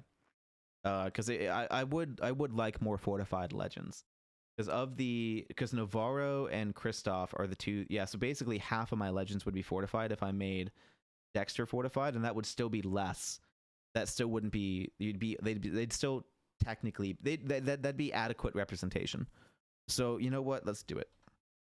Let's give them fortified. And that will mix into the character design of their tactical. So Dexter's tactical is that they have a chest piece, much like if you think about a Hulkbuster Iron Man suit, the middle of that chest piece, that would be what Dexter's tactical is, and that is what his name is actually, which is a detail erasing X-ray tomograph engineered for reorganization of data, aka Dexter. And that big mouthful just means that for the scans that Bloodhound and Crypto do, or just really any threat detection technology, that Dexter can disable that and shield himself and an AoE around him from that technology for 15 seconds, like an anti-EMP. That's basically what his tactical is that he gets an anti-EMP, but it's not really an anti-EMP because the EMP and Arc Stars will still disable the ability. So for half of the time. So Crypto's EMP will disable it for 8 seconds if it's been used, or if it hasn't been used, it will silence it for 8 seconds. Then if it has been used, then it'll turn off for 8 seconds, then turn back on with a continuation of the ability. And Arc Stars will do the same thing. If he gets hit by the stun of the Arc Star, you know what? I'm not even going to do that. Just the EMP. So Crypto's EMP will disable the ability if active and silenced for 8 seconds.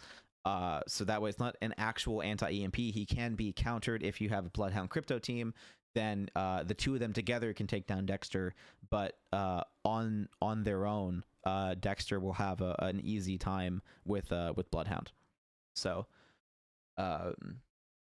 yeah, so that would be the goal of this. So it would disable anything, so a 4-meter sphere from Dexter, meaning so any teammate inside that sphere would also be protected. So this would be a counter to Bangalore with Digithreat. This would be a counter to Bloodhound. This would be a way to have Recon kind of counter itself. So it's more counterintelligence than intelligence. So specifics, anyone within the area of effect will be immune to digital threat detection. Sites will simply not highlight legends, but Crypto and Bloodhound will get a visual indicator saying that there was an error in scanning. If Crypto is using his digital threat drone passive, then that will be deactivated and his drone will remain out, but no added benefit until the ability runs out. But again, that's only over the 4-meter radius of the thing, so his drone passive will still work to anyone outside of that 4-meter sphere, but for the 15 seconds of that ability, then it will not work over that AoE. The same will happen to Bloodhound when in his ultimate. So that is the goal for that. So this is a hard counter to Recon Legends, which is frankly needed in the game. And then this is Big Brother. Dexter links up with a dropship repurposed for surveillance. The dropship is outfitted with a wide-angled thermal camera that covers a 150-meter area around Dexter. The drone hovers above the legend and lasts 10 seconds. If canceled before the link is established, the ultimate will be placed at 75% charge. If canceled after the link is established, then it will cost the entire ultimate. Linking takes 4 seconds as the drone is called into the map, and the camera is player controlled and has a thermal range of 100 meters around the player, meaning that enemies between the 101 and 150 meter will not glow white hot, but will be fairly visible if moving. This is a black and white thermal camera like the AC-130 killstreak from Call of Duty. It has a 7-minute cooldown, and if you're a former COD player, think the AC-130 killstreak from MW2 or the chopper gunner as well. That is the look that we're going for here. And so that would be a way. So people can still hide from him. It's not like it's like Valkyrie, direct line of sight kind of thing. I don't think that we'd have them have like a UI, but I'm gonna have the players will not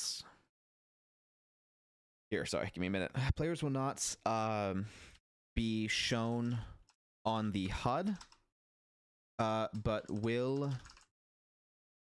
be highlighted without direction on the mini map for 5 seconds.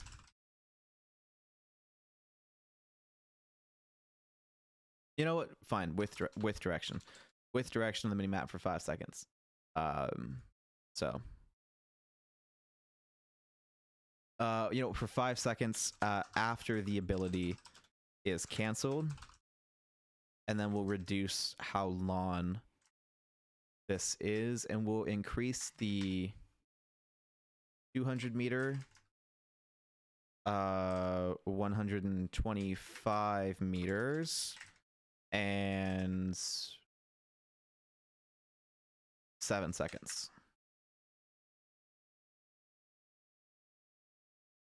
No, 6 seconds. There we go.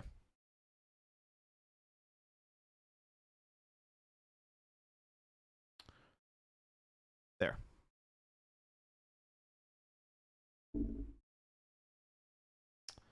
That's better. Okay. So 175 meter area around Dexter, 100 meter of thermal from center, lasts 6 seconds and takes 4 seconds to be called in. 7-minute charge.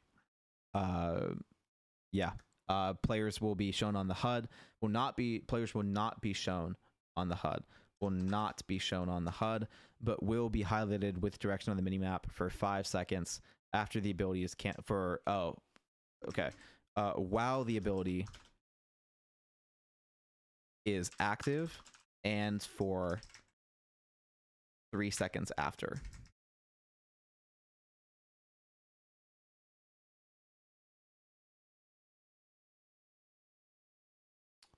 There. That's perfect. I think that's perfect. So that's DEXTER. Oh, what happened to my computer? It's a loading.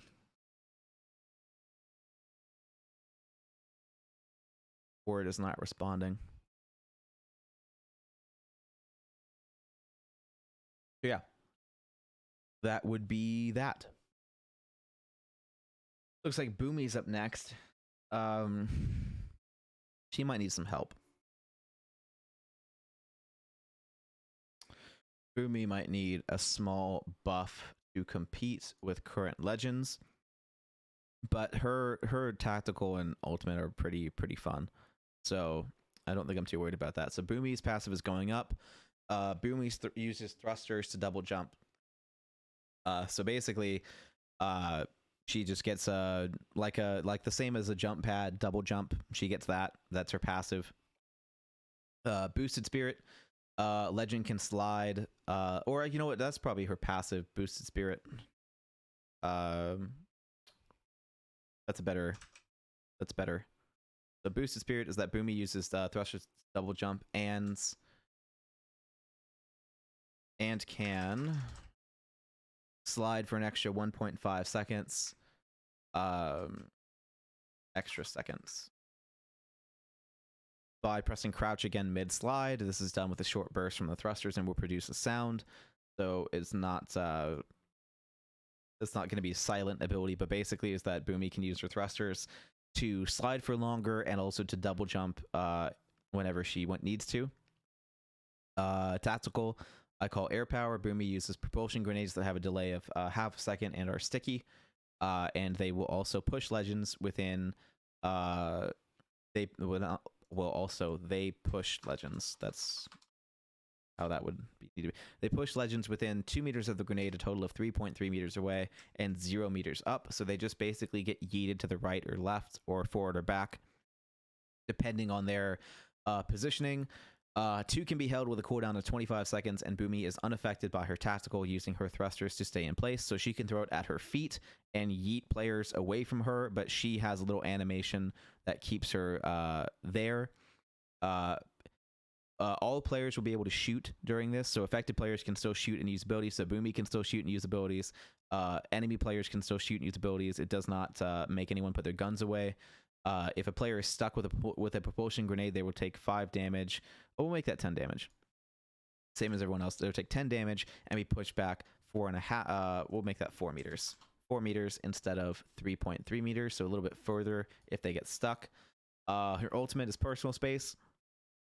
A cluster of propulsion grenades is thrown with a much stronger force than her tactical, launching all legends in range. The device has an explosion radius of 5 meters. That's a little big, but sure, 5 meters.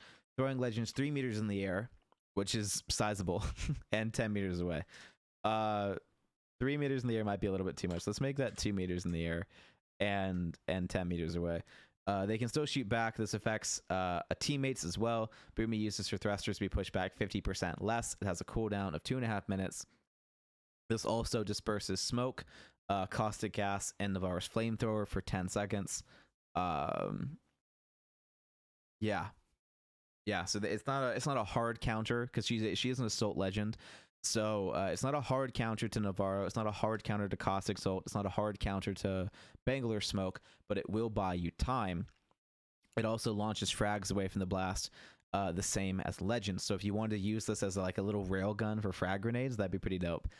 So if you wanted to get some extra range out of frags, throw the frags on the ground and then throw down Bumi's ult, and it'll yeet them a little bit further.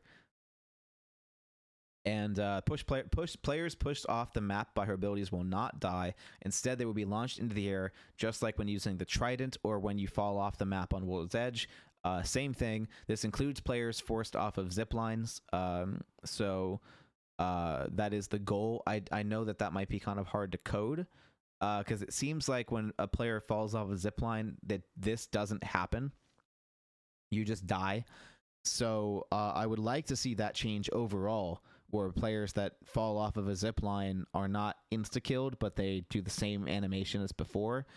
But you know, if it needs to be the case that players pushed off ziplines, do it. But also, you know what? I think the easier way to say it is that this ability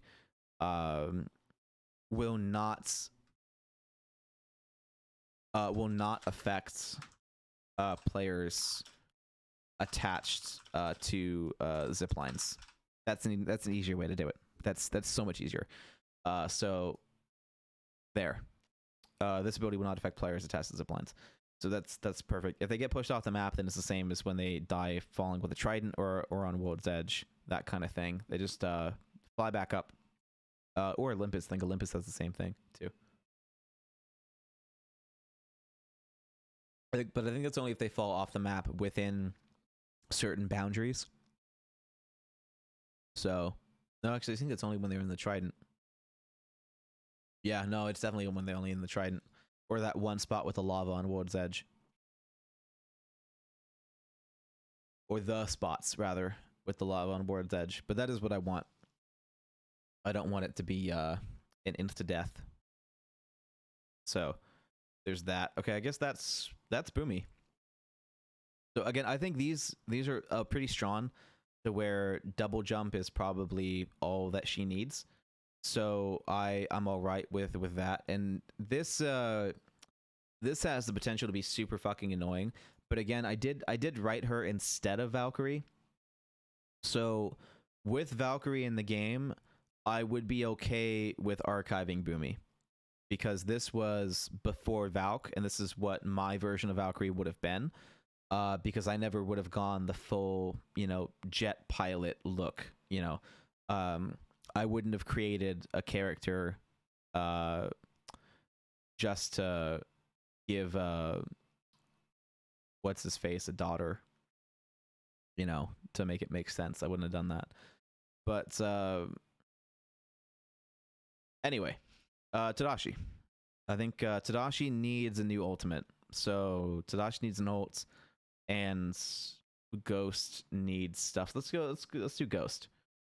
Let's do Ghost. We need to get through both these legends today so that we don't have another video on this document. These are the last two legends that I have to showcase. So I think this episode will be longer than 2.5. It might even reach 3, because we have to think of ideas before we get off and before we call it a day. And then after this, we'll be moving into the Excel document as well, but that will be tomorrow. The Excel document has way too much stuff to get into that today on stream. So, Ghost passive, Iron Lunds. Due to extensive training, all weapons have 50% less sway when idle, crouched, or prone. Ultimate accelerants do not have an effect on Ghost. That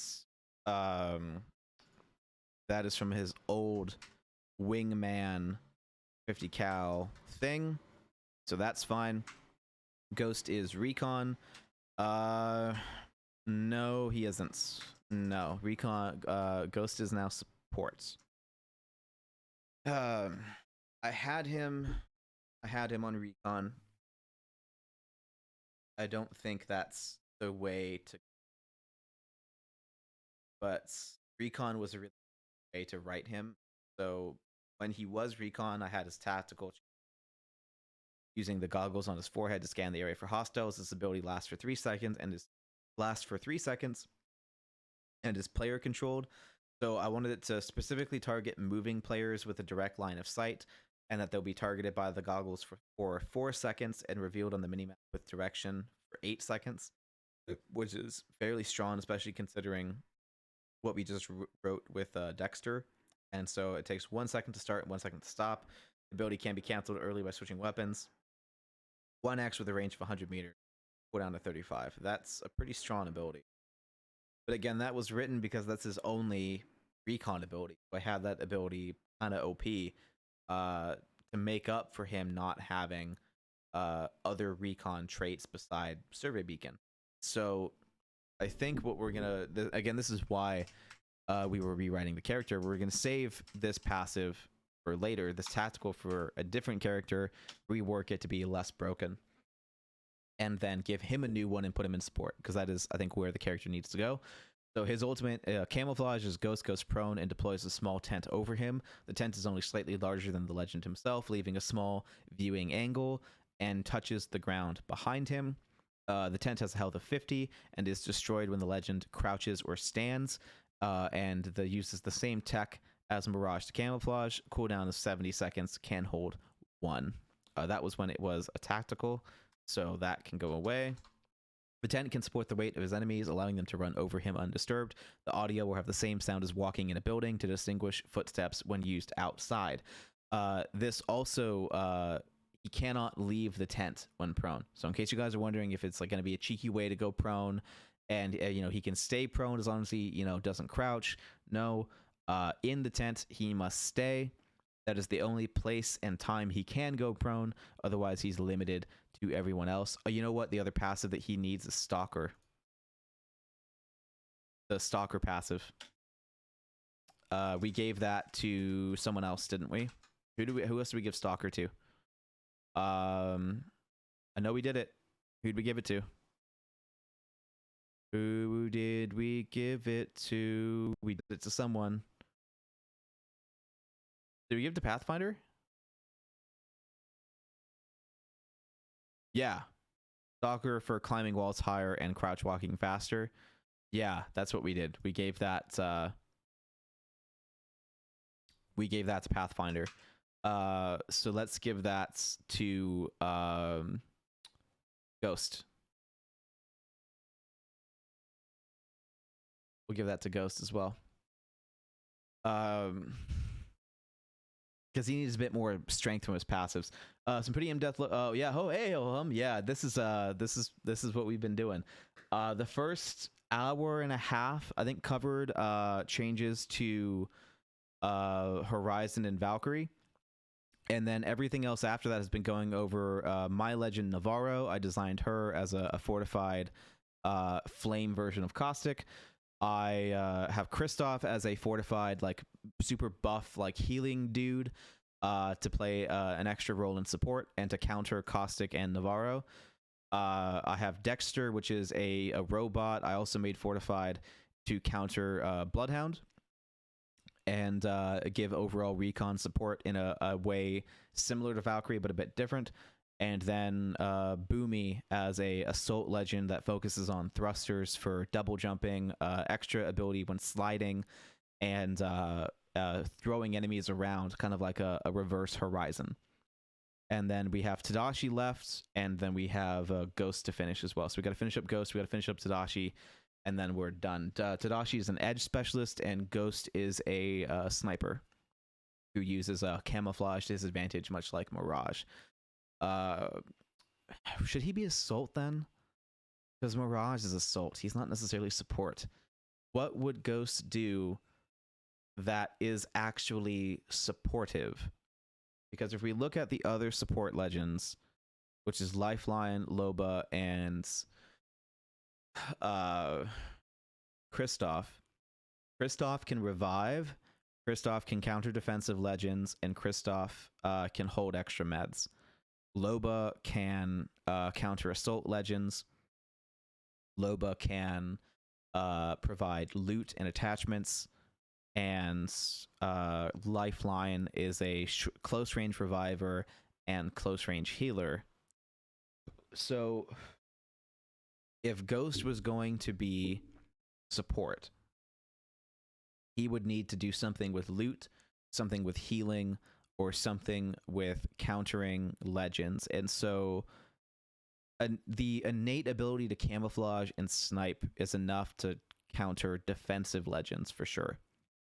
So his tactical would need to be something to counter assault legends, which means something that inhibits movement or stops damage from things. So what would his tactical could be a gun shield like Gibraltar. Or rather, his tactical could be deployable cover. That would be an easy way to give Ghost a tactical that would counter assault legends. His ultimate would counter defensive legends for people that are trying to bunker down and stay hidden by letting him hide better and use ranged weapons. His passive would let him do that all around for both assault and defensive, and his tactical could be deployable cover, which puts him with Rampart. That's what Rampart does. But it would have to differ from Rampart by having a faster deploy time. It would have standing cover and narrow. That would have to be the difference to make it different than Rampart. So less overall health, standing cover to buy him time, and a faster deploy time. That would have to be his tactical to be a way to just buy himself a little bit of time if there's a team trying to jump pad on him, to be able to put that down to counter a jump pad, to counter and maybe an Octane trying to push in too quickly. So just kind of an individual solo cover versus squad cover. Let's double check that idea and reference that against current legends. Who would that help him against? It would potentially help him with Mirage. It would help him with Fuse, because it would block Fuse's ultimate. It would block Fuse's ultimate. It would definitely counter Horizon's black hole, because he could put that shield down while being sucked in the black hole to give him some time with being shot. It could help with the death protection push, realistically. And it would help against the jump pad. And when put down in smoke, that could be a clutch move as well. So that would counter most of the offensive legends. And it could do so with less health and faster than Rampart. And that would not necessarily counter defensive legends much at all. Yeah, I think that with a limited enough health pool, that could be just fine. And if you gave him multiple, yeah, I think that would work out just fine. And again, if we look at Pathfinder as assault as well, then it could actually work against him. It could give Pathfinder something to grapple onto, but it could also counter a Pathfinder's grapple at him. You know, that could work. I wouldn't have it go so far as to block a Bloodhound scan. That'd be too far, but it would be a little counter to Crypto as well. So there'd be situations where maybe he could use that against a Crypto drone to sneak away. So I think that's overall pretty good, and with done right, it would be fine. And I think Rampart's been done great for defensive, but I do like the idea of Rampart, and I think if I was going to give any legend an offensive version of that, it would need to be Ghost. So I think that we're going to run with that idea and take it. So if we have a 3 meter, basically it'd be a door. You're looking at a 3 meter tall. So let's write this down. So Ghost deploys single person cover, 3 meters tall and 1 meter wide. The cover deploys, oh my god, deploys in how many seconds? We'll say 400 milliseconds, which is fairly fast, about half a second. You know what? No, the cover deploys instantly at crouch height, and then over 1 second deploys to full height. So there you go. It is a solid cover that cannot be shot through. He will have a stack of 3 shields that have 150 health, And 150 health is enough for LMGs to come into play. It's not enough for SMGs. SMGs will not be able to shoot this cover, so it will counter. 150 health is enough to counter SMGs for sure. SMGs do not have the max capacity to take on 150 health and an enemy. They will have to reload. So this will help against aggressive players who are trying to use that to their advantage. It will counter snipers and give him plenty of time to heal when caught out in the open. And the small size of these shields will make it very hard to block himself in, so to speak. And with a high enough cooldown, a stack of 3 is going to be perfect. So, and I'm thinking more like a 45-second cooldown as well. So very, very high cooldown, but quick deploy time, and they can stack up if he needs them, but something that he can't just spam in every fight and expect to come out alive. This is still something that needs to be used cautiously and strategically, but something that can be used to really help against a super aggressive team and give him an extra fighting chance as well. So this will very, very easily help counter shotguns and counter maybe not even shotguns. I think, to be fair, even 100 health is perfect. So for it to have 100 health and for him to be able to crouch behind it immediately, that will be fine. And I think 1 second's even going to be too long. It'll be half a second to deploy to full height. So we'll have it deploy in 200 milliseconds at crouch height, and then over 500 milliseconds it will deploy to full height. And then it will be solid cover that cannot be shot through, a stack of 3 shields that have 100 health. That 2 shields that have 120 health. Yeah, 2 shields with 120 should be fine. 3 shields might have been too far there, because against the whole squad, 3 shields is perfect. But in a 1v1 situation, that's going to be really fucking broken. So the goal of these shields is to catch close range users in a reload.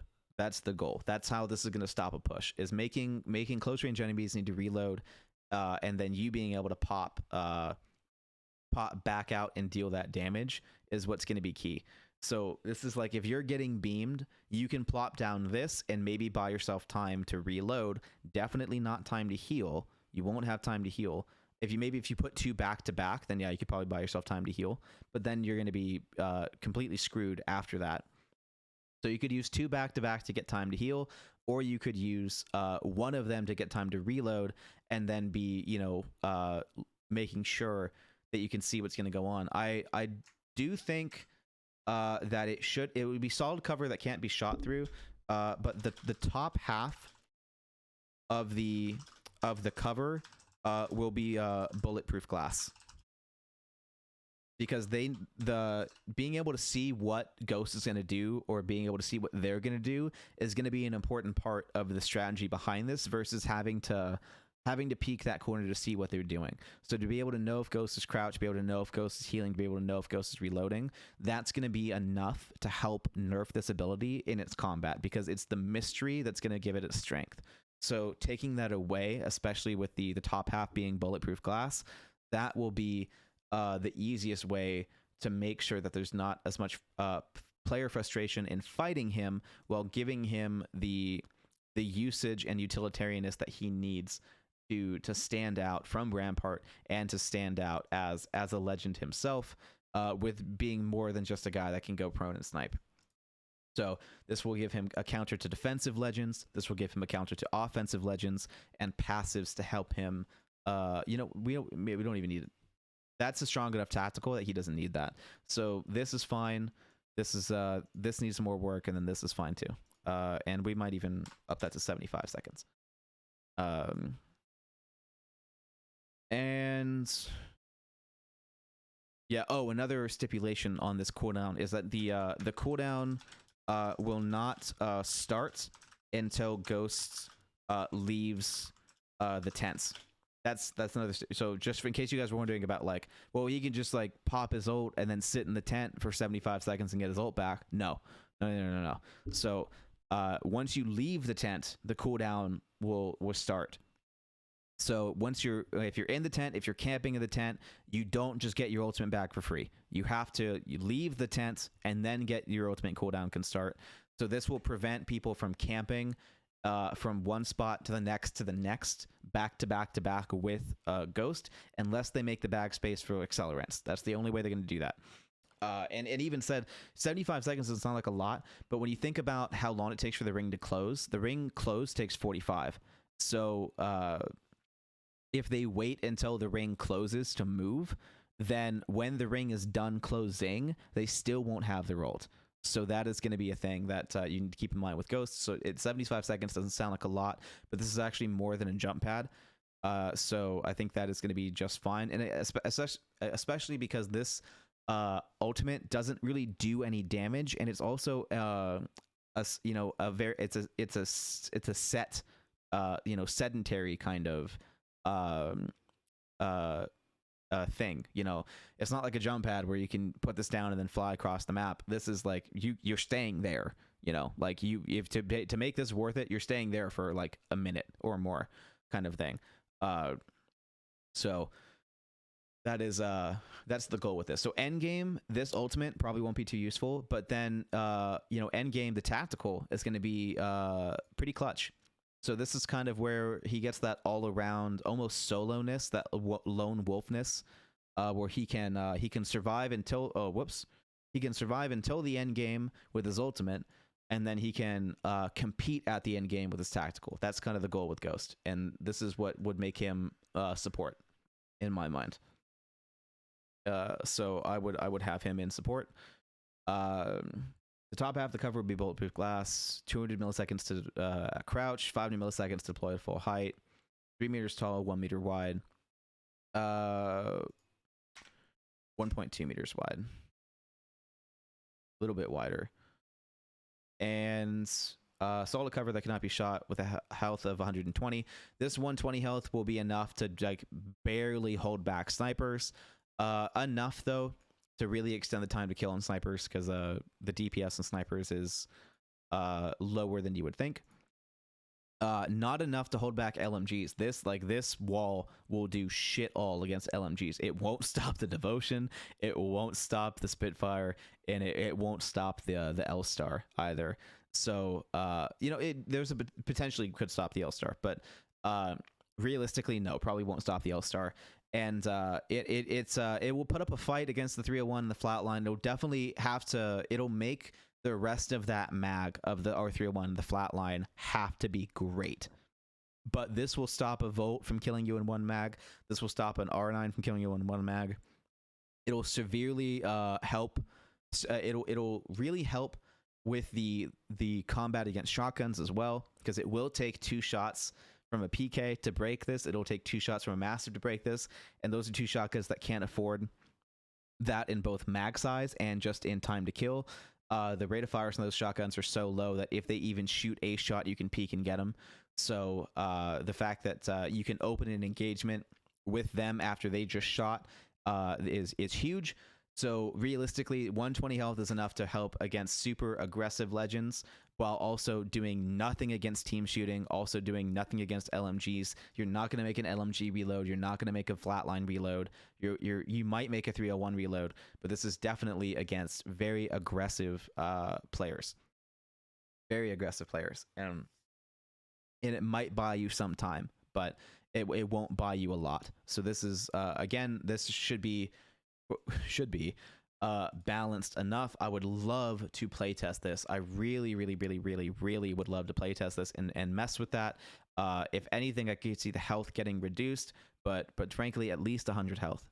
At least 100 health, because anything less than that, and you're running into issues with team shooting, with R9s. Like it, I think this is. I think that it's going to be as good as I can get without playtesting, frankly.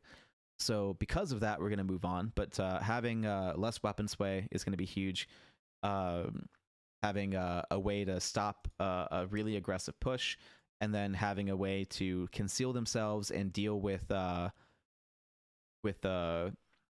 defensive players. Basically, the way I would like to see this is, especially with the Sentinel and the Kraber, to have this ultimate as a way to hide from the more aggressive teams that are running around the map trying to find everyone, and then him being kind of like the ultimate third-party legend, where as a solo he can put up a damn good fight as well, or him in this with the bow in its current state, that might actually be broken. But anyway, so that's Ghost, everyone. We're gonna call that good on Ghost, and we're gonna move on to Tadashi and finish up him. So Tadashi, I have his passive as batter up, which means that his katana prevents himself from the damage done by getting. I had him as preventing from getting stuck by arc stars. I don't know if I want that. I think what I just want to do is have it is to prevent using his katana to block the damage from the impact of Revenant's tactical, Bumi's tactical, Fuse's tactical, Bangalore's tactical, and Pathfinder's tactical. This will also block the damage dealt by the impact of a frag grenade, and his passive will not cancel the abilities, but it will block the damage they do to him, and he still keeps one hand on his gun to keep shooting. So there's just like a little swiping animation for the katana that just softens the blow and makes him not take damage from those things. That way, if people wanted to be cheeky and kill someone with Bangalore smoke or kill someone with Revenant's tactical, or maybe the impact of Bumi's tactical or from Fuse's knuckle cluster, the damage that those got, or I don't think Pathfinder's grapple even does damage, but if it does do damage, I would like that to be canceled. And you know what? I'm actually fairly certain it doesn't do damage. It doesn't do damage. I don't think it should. I don't think it does. So those are the tacticals. Was there anyone? What else would do damage? Nope. Oh, we could have Christoph's tactical damage enemies. That could be a thing. Shooting an enemy with Christoph's tactical would deal 30 damage. So it's like a ranged melee.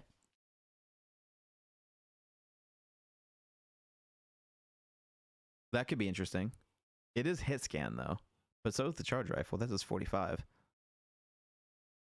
But that has a longer ADS time.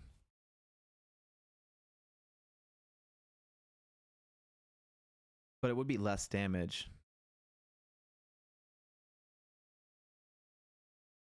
There should be, if an enemy gets in the way, it shouldn't just cancel the ability. It should do some damage. So we'll have hitting an enemy do 25 damage. Hitting an enemy will do 25 damage.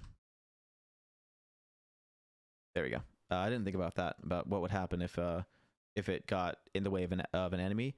I figured I'd just have it not fire, but that's going to be kind of annoying. So having to do 25 damage instead would be preferred. Ghost doesn't do, yeah, no, that's probably fine.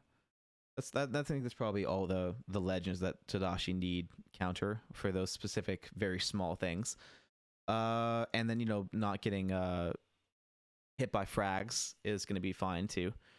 And then his tactical I have as throwing knives. So I have Tadashi use 3 throwing knives that do 20 damage each with a muzzle velocity of 150 meters per second. So they can travel 15 meters before compensating for drop in a maximum range of 30 meters in a straight line. 30 damage if they land a headshot. 30 damage for a headshot, and can be used by pressing the tactical button to arm and releasing to throw. Weapon swapping will cancel the ability, and the knives will take 230 milliseconds to arm, and then pressing the tactical button will throw them immediately on release. That is his tactical. There's no cooldown on that. Oh, did I not put a cooldown on Ghost either? I don't think I assigned a cooldown. I didn't assign a cooldown. Why did I not assign a cooldown? Cooldown of 40 seconds. Yeah, cooldown of 40 seconds. for aggressive teams, that's more than enough time for them to completely fuck you. So uh basically 2 per aggressive fight, or if you get third party, then maybe you get a third kind of thing. So that'll handle that. um Cooldown on the knives, it is basically a ranged melee, so that needs to be taken with some consideration. And 3 throwing knives I think is fair, so a longer cooldown of like say 30 seconds would be what I'm thinking. So cooldown of 30 seconds. He is assault, so I don't want it to be too long, but with what would be potentially a fast way to deal 60 damage, it does need to have a fairly long cooldown. So it could be reduced to 2. Yeah, honestly, I think two throwing knives, but it's so. I just don't want them to take too long to arm, but we could have it take longer to use. Because 2 is so few. I think 3 is probably the right way to go, but the 230 milliseconds to throw, that's probably too fast. So if we increase that to say 400 milliseconds, then that would be better, and it would reduce the DPS of this to times 3, which is 1.2 seconds. So it would do 60 damage every 1.2 seconds. So 50 damage per second. That's fine. Yeah, that's fine. Before, what did I have it? I had it 230 milliseconds times 3, which would have been 690 milliseconds. That's too fast. So yeah, that's fine. So we'll do that. 400 milliseconds to arm. Thrown immediately when releasing the button. 20 damage each. 3 knives. Cooldown of 30. That's fine. And then his ultimate. This is where I plateaued last night on some rework ideas, which I just changed some even more. But Tadashi gains 20% movement speed for 20 seconds, similar to Bloodhound. And what else? That's not an ultimate. He's an edged base specialist. I thought that maybe his ultimate could be him using a faster melee with his katana. But that's gonna be interesting. For how little people like getting punched out now, I really don't think adding a legend that can punch out people better is exactly what one would call a smart move. So his ultimate needs to have nothing to do with his katana. like nothing, like actually nothing. I can't have it be double jumping. I can't have it be, frankly, if there was a legend that got wall running, this is the legend. For me, if I was going to give anyone wall running, it's Tadashi. And I would love to give him wall running, but I don't think that's a good idea. But if that was a thing in Apex, if that was the direction they decided to finally go, Tadashi is who deserves it, in my opinion. So I would give it to Tadashi. But as an ultimate ability for 20 seconds, and no double jumping or anything crazy like that. Just he can just run on walls for 20 seconds, but not obviously in a straight line. No more than 2 seconds per wall before he needs to jump off. So just to let him run on walls for 2 seconds, jump off, and have the same accuracy penalties as anything else when you're in the air, and just let him run on walls for like 2-3 seconds and jump between walls, have that reset the timer, so every new wall was 2-second timer. Or if he wanted to, if maybe even let him jump off the wall, then jump back on the wall, that kind of thing. That would be what I'm thinking if I was to give Tadashi wall running. But again, that's not the direction. So if I'm gonna give Tadashi an ultimate edge specialist, then what is there to do? Well, I could make his ultimate throw. I could do that. I could make his ultimate 20% movement speed for 20 seconds and give him knives to throw. That was kind of what it was before. His old ultimate was actually that he would use a PK what is it? Snub nose. Snub nose PK was his ultimate in the past. I had him pull out snub nose PK and use throwing knives at the same time. That was a little bit too strong. It was fun to write, but when it comes to balance and legends, that was a bad idea. So uh, it may be that for his ultimate that we give him throwing knives and give him say 5-6 throwing knives with 20 seconds to use them, and then that goes away, and give that a cooldown of 4 minutes. That could be fine. But then what do we give as tactical? His tactical could be a melee strike. It could be a stronger melee strike. That could be fine.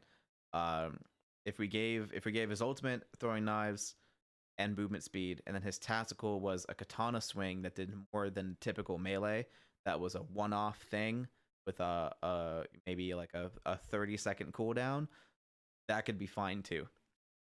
But I'm just not sure where he would fit in the meta, like that. Tadashi is an interesting character that I've written because he's one of the characters that doesn't necessarily fit in the meta. He doesn't counter anyone, no one counters him, but he still assaults. So there's no depth to his combat. He just is, this knife melee specialist. And so in certain aspects, he's a bad character. For what he would counter, the small impact that he would have on the game, and the way that he would be focused, Tadashi is what I would consider my running out of ideas character. If I was going to design a legend that was just nothing but melee and edge specialist, so that's kind of where I see him, is that there's not really a place for him in the complexity of this. He would just kind of be taking up space as a melee dude, like that's frankly not something that a lot of people in the game want right now. Like a lot of people are not happy with getting punched out. A lot of people would like the stun from melee to go away. I can see the argument for that. At the very least, for the stun to last way less. I'd be all right with it making it put your gun away, but the movement speed penalty, that's too far.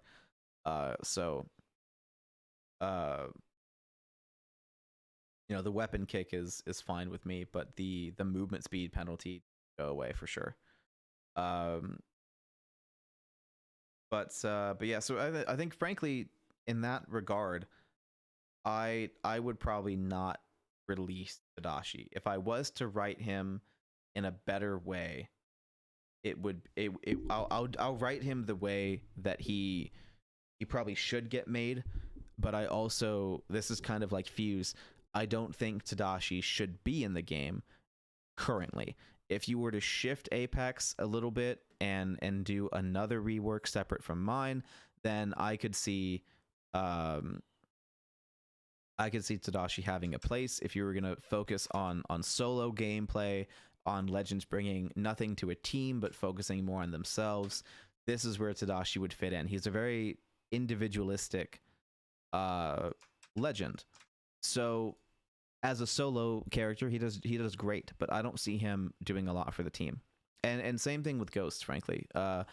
Ghost can do things for the team. His abilities do let him attempt team play, but Tadashi's abilities don't necessarily do anything other than team shooting. And team shooting isn't necessarily team play. So that's probably why I would do this. I would, what are we going to call this one? I think I'll just call it Slash. So he uses his katana to deal 50 damage in a melee strike with extra. No, yeah, that's it. same thing. It's just that, you know, single use, cooldown of 30 seconds. Yeah, that's fine. So that's all. So just extra melee hit, sure, easy, no big deal. You could give him Stalker as an extra passive for sure. I would probably Stalker for the wall climbing.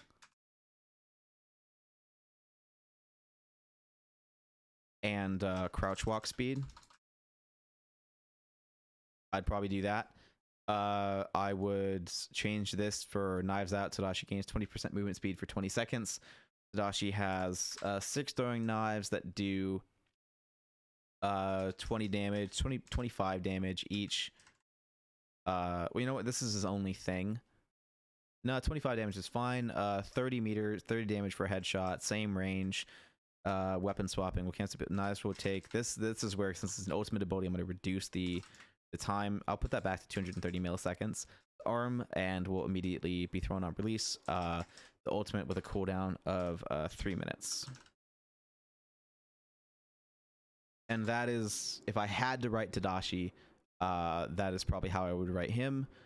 But again, this is more of an archive. I don't think Tadashi should be in the game, and I won't recommend him as such. I'll put him down in the archive for what I would write and do with other legends if I had to keep writing. I could put Tadashi on Recon and give him this scan ability, but that wouldn't really make him much better either. In fact, that is kind of the only way. That's yeah. Here, I'm gonna do that. This is done. He would need to be Recon. So Recon with Stalker. I don't know about that. Let's just give him. We'd give him Recon. But again, this is the same issue with the other Recon legends that I designed, is that he doesn't fit Recon. This is his only Recon ability. So he's not really Recon. He would be more Assault. So you're not even that. Yeah, I'm not. I can't even bring myself to do that. He's not the right legend for that tactical either. It'd be half-assing and putting everything together. It's just not a good idea. So we're not going to do that either. But I don't. This isn't good either. That needs to change. So yeah, Tadashi is probably just not a route that you should take with Apex. I just don't think he fits the team play. He doesn't really fit the meta. He doesn't have a place in the meta as is. So I think Tadashi is one of the legends that I need to let go and move on from. I don't see him fitting anywhere or competing anywhere.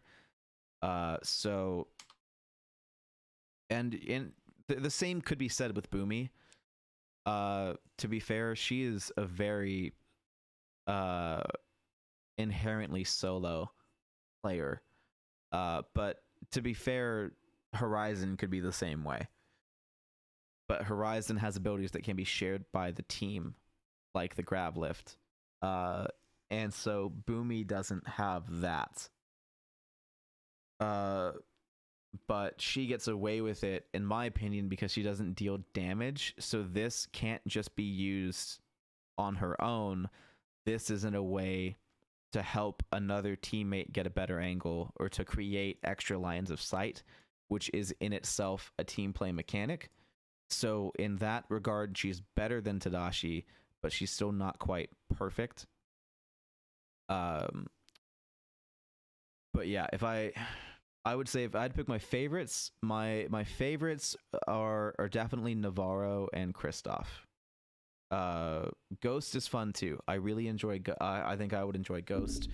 If I had to pick who I would put in the game, it would be Ghost. It would be Navarro and Christoph. Bumi eventually, yeah. And DEXTER eventually, yeah. Dexter would need a lot more playtesting to make sure that his ultimate isn't completely dumb. The specifics of his tactical are likely hard to implement, so I don't know if his tactical is a reasonable request. So that is something that would be up to what the game can do, and how much of a load this would put on the game itself, or computers for that matter. So I think Dexter is needed in the game meta to have a counter to recon legends within their own category, to have a counter intelligence kind of legend. But whether or not this is a reasonable request is another thing entirely. Bumi is just another assault legend, so we don't really need more of them. We have enough assault legends, so she would be one of the last that I implement, if I did ever. Christoph, I think, would be one of the sooner legends. I would implement Christoph by season 11 for sure. To have the range revive, the extra med stacks, and the counter to caustic, that'd be pretty big. But that being said, considering that his use is also countering Navarro, I think season 10 I would have to add Navarro and see how she would do in the game. Season 11 I would add Christoph as a counter to Navarro, and then season 12 I would add Ghost and do that. So that is probably how I would add the legends from here on out.